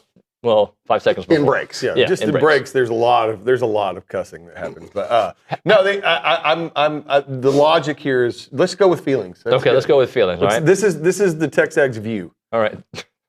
There's no logic or facts. We're just gonna talk out of our ears. Can we choose the other show? Okay, never mind. All right. Anywho. Well, hey, at least we're not doing terrible Italian accents. Hey, Kirk Signetti. Hey, Matt Browning. Hey, buddy. Troy May. Mario got punched in the gut. Here we go. Is this a successful season regardless? Why am I clapping like a monkey? Regardless, making a point. I like it. Is this a successful season regardless of what happens this weekend? Okay. You know what? Got a whistle and everything. You're taking a deep breath, so I'll take it the first one, yeah? Yeah. Want me to go? No, I'm just thinking my answer out. Yeah, no, I'm just going straight fields. Go. Yeah. Why use my brain? I think it's a mixed bag. I think there is success in the sense that it was better than last year. But again, last year was such a disappointment that being better than last year shouldn't be the bar. So for me, the success is to get out of the regional. Just hosting a regional, while that's successful, and we don't have 74 national championships, I understand that. But the bar that we set at Texas A&M for the baseball program is high. So hosting a regional should happen a lot more often than it doesn't. So that's the standard. And meeting the standard is not success. In the Army, in the old PT test, I know it's different now, but they had push-ups, sit-ups, and 2-mile run. Can I have the numbers so I can see if I can do it? I'm getting there. So it's based off, you can get 100 points in each, 300 is the max score, right? Okay. 60 points in each is 180. 180 is passing. That's the standard. The standard is 180. If you got a 180 on your PT test, that's not successful. So that would be 60 push-ups in 2 minutes? Depending on your age, it's different. Okay. Yeah. Your age different. Yeah. It might be 25. It's from 17 to 21, it used to be 42 push-ups. 42 push-ups, 52 sit-ups, and 1554 2-mile run. That was the bare minimum standard. I would fail the run, but I'd do everything else. So, dude, you would. It's not that hard. But it's, for me, meeting the standard isn't successful. And that's how we always treated our soldiers. Like, great, you passed, but you're so much better than that. So for me, you could say it's a success because we are hosting a regional, but I expect that to happen more often than not. And again, we talked about the trajectory, and it was not trajectory, but recency bias when we talked last week about softball. If I just take this season out of context, if I just take this season out of context, yeah, it's successful because we're hosting a regional, but because of what happened last year, this is not, I can't say it's a success yet. It's certainly not a failure, but we've now met what a lot of us think the standard is hosting a regional. And I get we're not going to host a regional every single year. That's not what I'm saying. It's not 100% kind of thing. But, every 3 out of 4, 3 out of 5 years, we should absolutely be hosting a regional, if not a super. So what happened last year, on top of us being here, for me, it's TBD, because I want to know what happens in the regional. If we get out of the regional, it's absolutely a success. I will call it a successful season, but then we'll still want more, So let me ask you, using the PT analogy, what if the guy who gets to the first day of the test and fails miserably, but then 6 weeks from now, or whatever the time is, does significantly better? Not where he needs to be, does significantly better. And the reason I bring that up is, and I'm not saying that this is successful or not. I don't know how I feel. I feel like you can have multiple answers for one kind of situation. But considering where they were and where they're going, and I just Googled this while you were talking. A&M has been to the postseason. Oh, I hope this is, AI, you never know. Yeah. Postseason 39 times. They've gone to regional 11 times. They've advanced beyond that, and 10 to the super regional since 1999. So with that information out there, this is, I guess it would be somewhat successful just making it, right? No, it's somewhat successful. Well, making the postseason is not a success. Look, the expectations for this program, again, from the fan base are different. Hosting a regional, you can call it a success, hosting a regional, but I think it's because we still have that kind of sour taste in our mouth. Because again, let's take that analogy one back. All right, the dude that is the best in PT every morning, 5 days a week, goes in and fails the PT test. And then he gets, and then he comes back and does well on it, gets like a 270. Yeah, but what happened, right? And so you're still you're asking that dude, what happened there, and why did it take a retest for you to get there? But hosting in that context, hosting a regional is successful. I think making the postseason is the bare minimum. Like a 180 is us making the postseason, like making a regional, not hosting. So from that perspective, I guess you could say, even though I understand the expectations of our baseball fan base, we can call this a quote unquote success, but I know that we want more. Yeah, and I think we're going to get more this weekend, by the way. I do. I feel that I feel confident, and I'm not always confident. I feel very confident. I'm right here with you, man. Matt, we spoke for 9 minutes without getting your input, so it's your turn. Hey, that's great. Welcome. So he was thinking. He was. No, I just think it's hard to tell, to be honest with you. I mean, I'll tell you this: when I was walking out of Kyle Field after the Miami game, I was completely disappointed. Mm-hmm. I mean, the season was a disappointment to me, right? In that moment. But as we've gotten further away, you can go look back and go, okay, this is a good season. And then the further we get away from this past season, going 11-1 in the regular season, making the first playoff, you start to go, okay, you know what? It wasn't better. It was more. So I think the further we get away, it's difficult in the moment. Yeah, it's difficult in the moment, especially right now. But again, though, like you said one time, you made a great point. You said, "What if this leads to more?" He said one time. What if this leads to more? I can tell you this. I think it's a success from a standpoint of I trust in this coaching staff a lot more now than I did the same time last year. Okay. Regardless of what happens this weekend, I trust in this coaching staff, and I think that if you will be able to, we know our warts. We already know the warts. Okay. You get some good arms. You get coming either out of the high school ranks or the transfer portal or whatever. Improve and really improve some of the guys that are in this current staff going into next season. I mean, the one thing we do know, just like we know in football, Elko's defenses are going to be good. Well, Early's offenses are going to be good. I mean, he's going to have good. We're going to have good explosive offenses. We just got to fix this, or we got to fix that. And leading into next year, how will that translate? How will this propel us forward into the future? That we can always look back on it and say, at that point. But it's hard in the moment to go, man, I can promise you, if we don't make it out of this weekend, we're all going to be uber disappointed. It's going to be a disappointing season. Disappointed. And then, but then as we move when we get into July and August and September and look back on baseball, we might have a different. Well, I think it'll also depend on what they do next year and the year after, right? I think you can look at things in the moment, being upset about or excited about, and then is that the peak or is that the start of something big? Sustainability. The closer we get to this upcoming football season, the more I look back positively on last football. Well, I'm going to read this, and we got to hit a break here in a second. But that Aggie kid says it's one thing to start bad and finish strong, as opposed to start strong and find a way, however it may be, to struggle to pull out wins when it matters. Preseason expectations can be met, but as the season goes on, expectations evolve based on the trajectory. And he is exactly right. They fluctuate.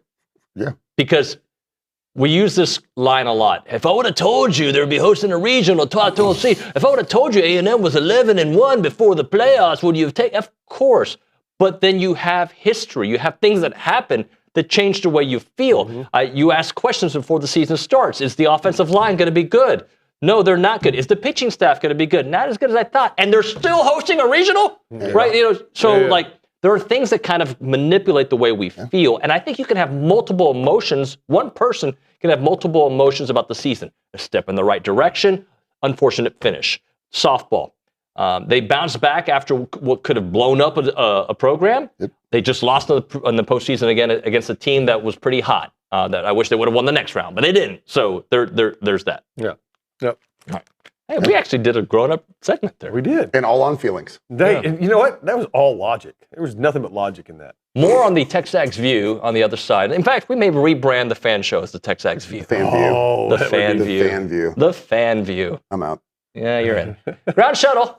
They don't watch the View on there. I don't know. Maybe they have TVs. But they definitely do have comfortable chairs there and luxury rides, reclining seats, and power outlets. You can enjoy the ride, catch up on work emails. You can just read a book. You can do whatever, relax, and not worry about the traffic and the parking when you go to George Bush Intercontinental Airport. I said that like a guy who just learned English. Anyway, when you go there, you're going to love it because they're going to do all the driving for you. They'll get you there, and you don't have to worry about a thing. And they've got 9 shuttle times on the weekdays every hour and a half and 5 shuttle times on the weekends. Excellent for business travelers and commuters. What you should do is check out their website, groundshuttle.com. That is groundshuttle.com, or give them a call, 855-303-4415. It is Ground Shuttle. Let them do the driving.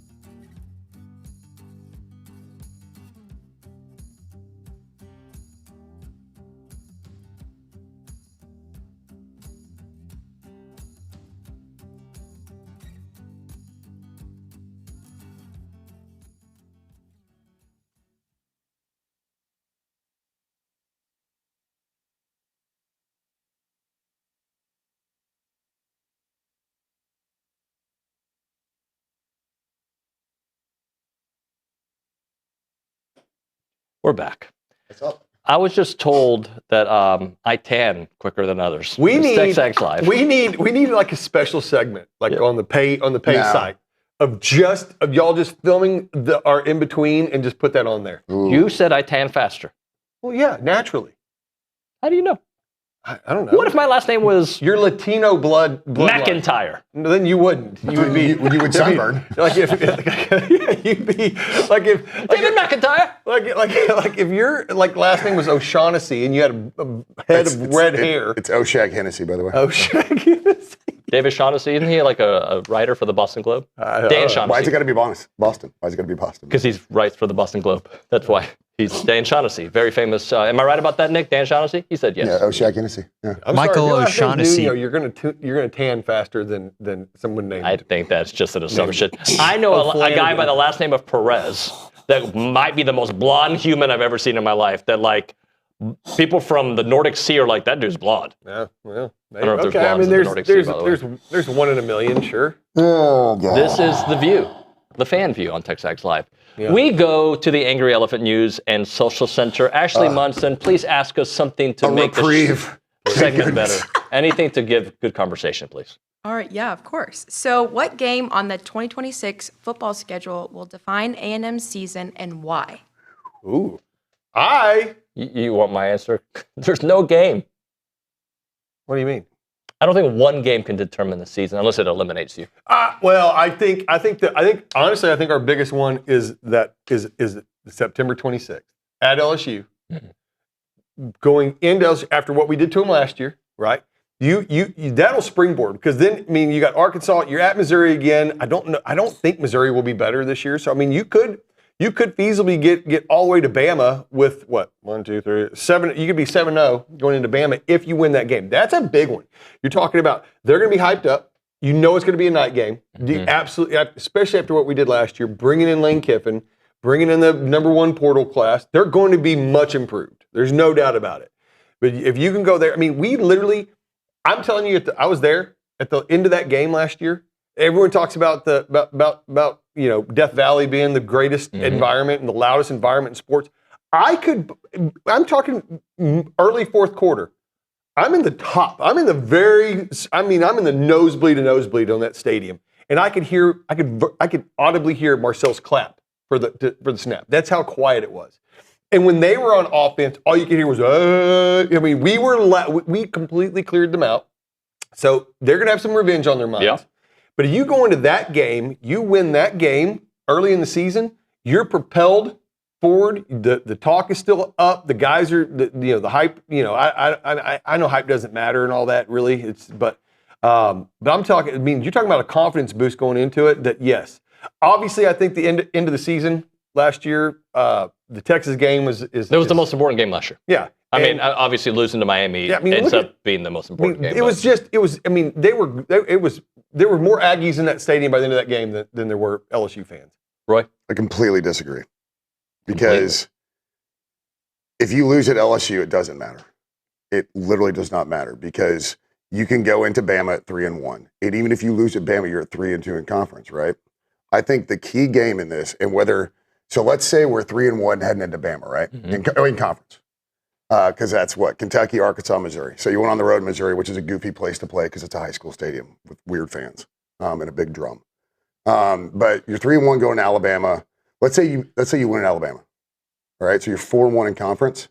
You say you lose, you're 3-2. You're on the cusp, right? Now all of a sudden you need a boost. Every time we freaking go to Columbia, something weird happens. South Carolina, and I know that it's this whole joke of a rivalry and Bonham Trophy and all this other stupid stuff they tried to tag to it. South Carolina games have traditionally bit us right in the butt. The last 2 times we've gone there, full sure. Yeah. So I think, and again, I'm with you in the sense that not one game defines a season, but you could potentially go to 5-2 or 6-1 in that South Carolina game, or you could potentially go to 3-3. And again, I know you had the bye week, but the South Carolina has just been a thorn in our side for absolutely no reason. You're right about that. So if I had to pick one. So I disagree with you. I disagree with both of you. It's because the run in after that is so tough. Tennessee, Oklahoma, like the run in after South Carolina, it's tough. Look, so I'm going to answer it the worst way I can because I just see things differently. Citadel? You can't answer that question because there's more information needed. So, for instance, I was texted by a friend of mine what I thought the fan base would feel like if A&M went 9-3 next year. And I said, that's an impossible question to answer because it depends how you got the 9-3. If you are 8-2 going to that Texas game and you lose to them, which means you lose a chance to go to the playoffs and an SEC championship game for the third straight year, that 9-3, excuse me, I get that. Whatever, you know what I'm saying, right? That I was like, we skipped a game.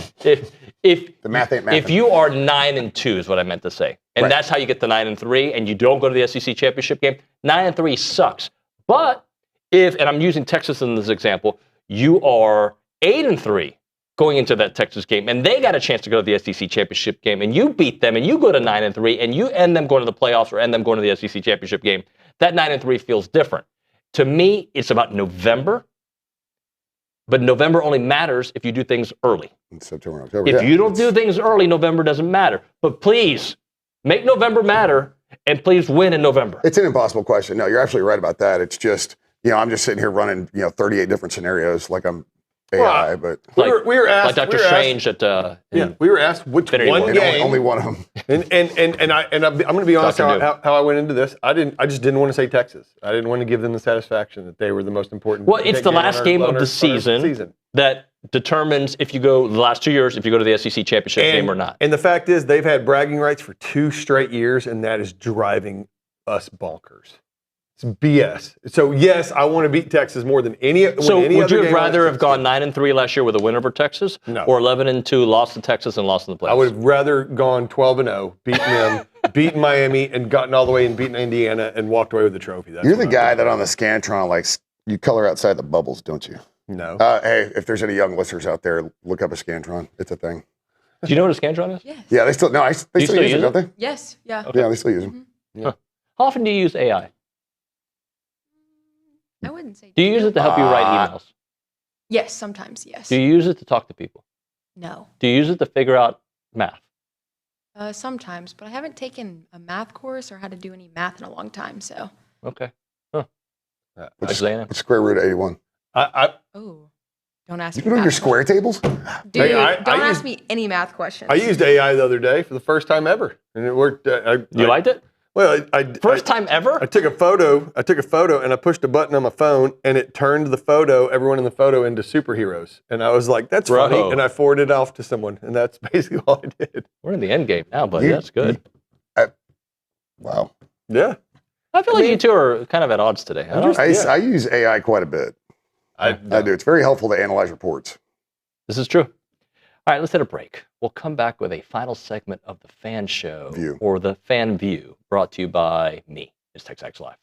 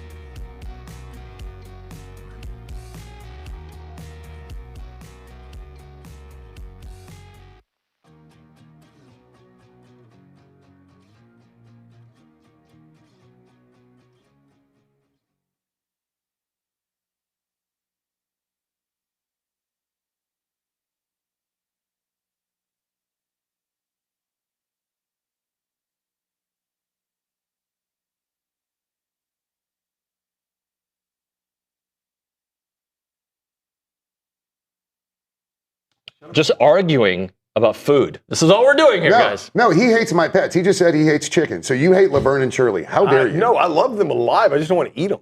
Quality show. Laverne and Shirley was really good. Laverne and Shirley. That's the name of my chickens. Yeah, that was a good show. Laverne and Shirley. Yeah. Okay, this show got weird. Oh, yeah. Munson, have you prepared a third question? Munson, I love that like it's such an easy pickup. Like, have you ever seen the Kingpin? Kingpin. Yes. Got Munson out in the middle of nowhere. Yeah, don't pull a Munson. Munson, don't pull a Munson. Oh. What's your question? All right, I'm hitting you guys thinking of one with as we it. speak. Just She's pull like, the Munson. No. Give me one bold prediction for Texas A&M sports over the next year. Man, she's bringing some heaters. Oh my gosh. Give him the heater, I don't want to Ricky. answer this one. Ooh. Bold prediction you said over the next year. Yes, for Texas A&M So sports. starting from like right now, including baseball. I'm going to give it to you. Okay, fire away. Bucky and the Aggies get to the Sweet 16. That's what I was just about to say. I beat you to it. Swear to you, that's where I was going. I think I've been hanging out with Luke too much. Because it's easier for basketball because Why you got to minimize? no, I'm just saying it's easier for basketball because the ceiling, the ceiling's higher, right? I mean, because but Bucky is man, and then everything that's come in when the transfer portal, I really like the basketball, but I'll go. You have Pat Henry still competing right now. Winning a national championship is always a possibility with him, and Yeah, Brian Corton in that's golf, and Michael Earley in baseball. I tell you what, all right, hey, Texas A&M baseball will make it to Omaha in the next 12 months. Yes, Which means the next month. yeah, within the next month. 12 and a half If months. my math is correct. But Well, I'm just saying next year, too. In the next year. Our offense has to be hopping. Roy?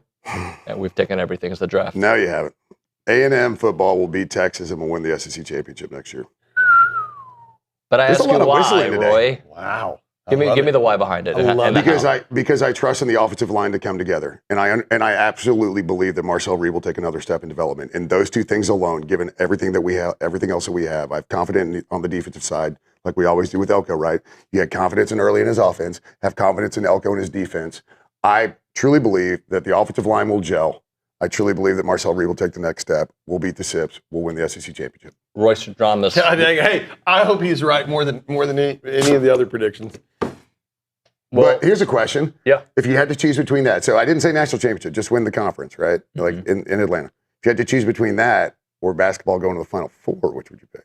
Or the championship game? I'm taking football. Football, sorry. Still taking football. Yeah, but it's weird because I'm friends with everybody, right? So I don't want Bucky to get mad at me. What if Bucky won a national championship? Yeah. I'll take a national championship in the Big Three. Yeah, the Natty in the Big Three. Our emotions as Aggies, let's be completely frank. Our emotions as Aggies is far more tied up in football than it is in any of the other three sports. Yeah, I think it goes football, baseball, basketball, but I also firmly believe that Bucky can change that. I do too. Billy Clyde almost changed it. We are one of the most fair weather basketball fan bases on the planet, but man, when you're good, we show up. We love it. I've always and really, it's almost segmented fan bases to an extent. What needs to happen for basketball, seriously, is like you think about it, right? Kyle Field is one of the most unique, amazing places to watch a football game there is, right? Mm-hmm. And no one denies that. I think even across the country, a lot of people have it on the bucket list. I want to go to Kyle Field. Well, underrated is Bluebell, as how unique a baseball environment that is. Yeah. I mean, people in the baseball know that, but we play basketball where people graduate. No one says that about our basketball. No one says that. Oh my gosh, you got to see a game at Reader. It's because our basketball. You got to go see a graduation at Reader. We need an Aggie camera indoor. Yeah, our high schools graduate there. All the local high schools graduate there. I mean, there's just nothing. There's nothing that just goes, wow, you got to get to Reed. Also think of it this way. When you look at Kyle and you look at Olson and what we've done, between the reconstruction and the renovations, all this other stuff, there's an alignment. And this is really shallow, but it's true. There's an alignment on the exterior with the bricks. We didn't bother doing that with Reed. Reed's still Soviet architecture, right? No. I mean, softball. They could pressure wash it. Softball has a better game day environment than men's basketball does, right? And so from time to time. Yeah. You know, my favorite game environment is, though? One that wins.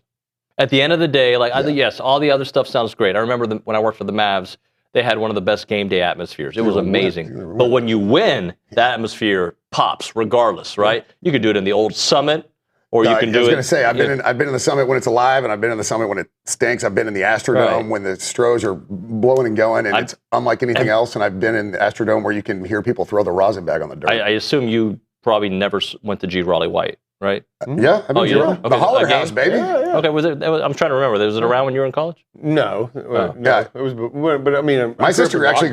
She graduated out of G. Raleigh. But yeah, I went to games there. Absolutely. Yeah, Roy's from Bryan, so he grew up here. You went to G. Raleigh what? Did you go to Bryan High? What planet do you live in? I was like, I didn't know I was born in Bryan. I spent the first 9 months of my life in College Station. No, my dad's an Aggie. We moved down to Spring. It's what Aggies do. I didn't know the Bryan part, so this was news to me. Yeah, I was born in. I'm a St. Joe's baby. I'm a Brazos County baby. I was born in a building that is now the psych ward, so that explains a lot of things. But I spent the first 9 months of my life in about 3 blocks away from where I currently live. And then my dad finished up his MBA, graduated, and moved down to Spring, and somewhere I turned 1. Hey, we've got 1 minute and 9 seconds left, guys.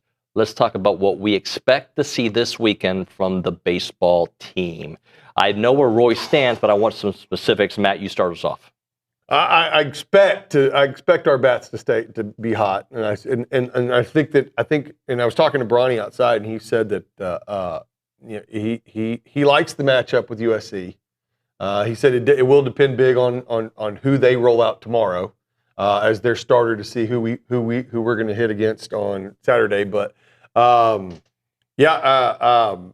expect the offense to stay hot, and I think Richard was right. He's like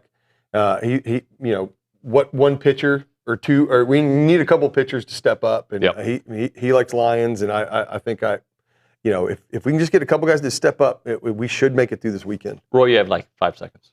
We're going to make it through, and there's going to be a surprise. USC is going to lose to somebody they're not supposed to. Good stuff. Hopefully it's early on. All right, that's going to do it for TexAgs Live here on a Thursday. Tomorrow on the program, Nick Savage hosting because I'm off to North Carolina. Appreciate everybody. We'll see you next time.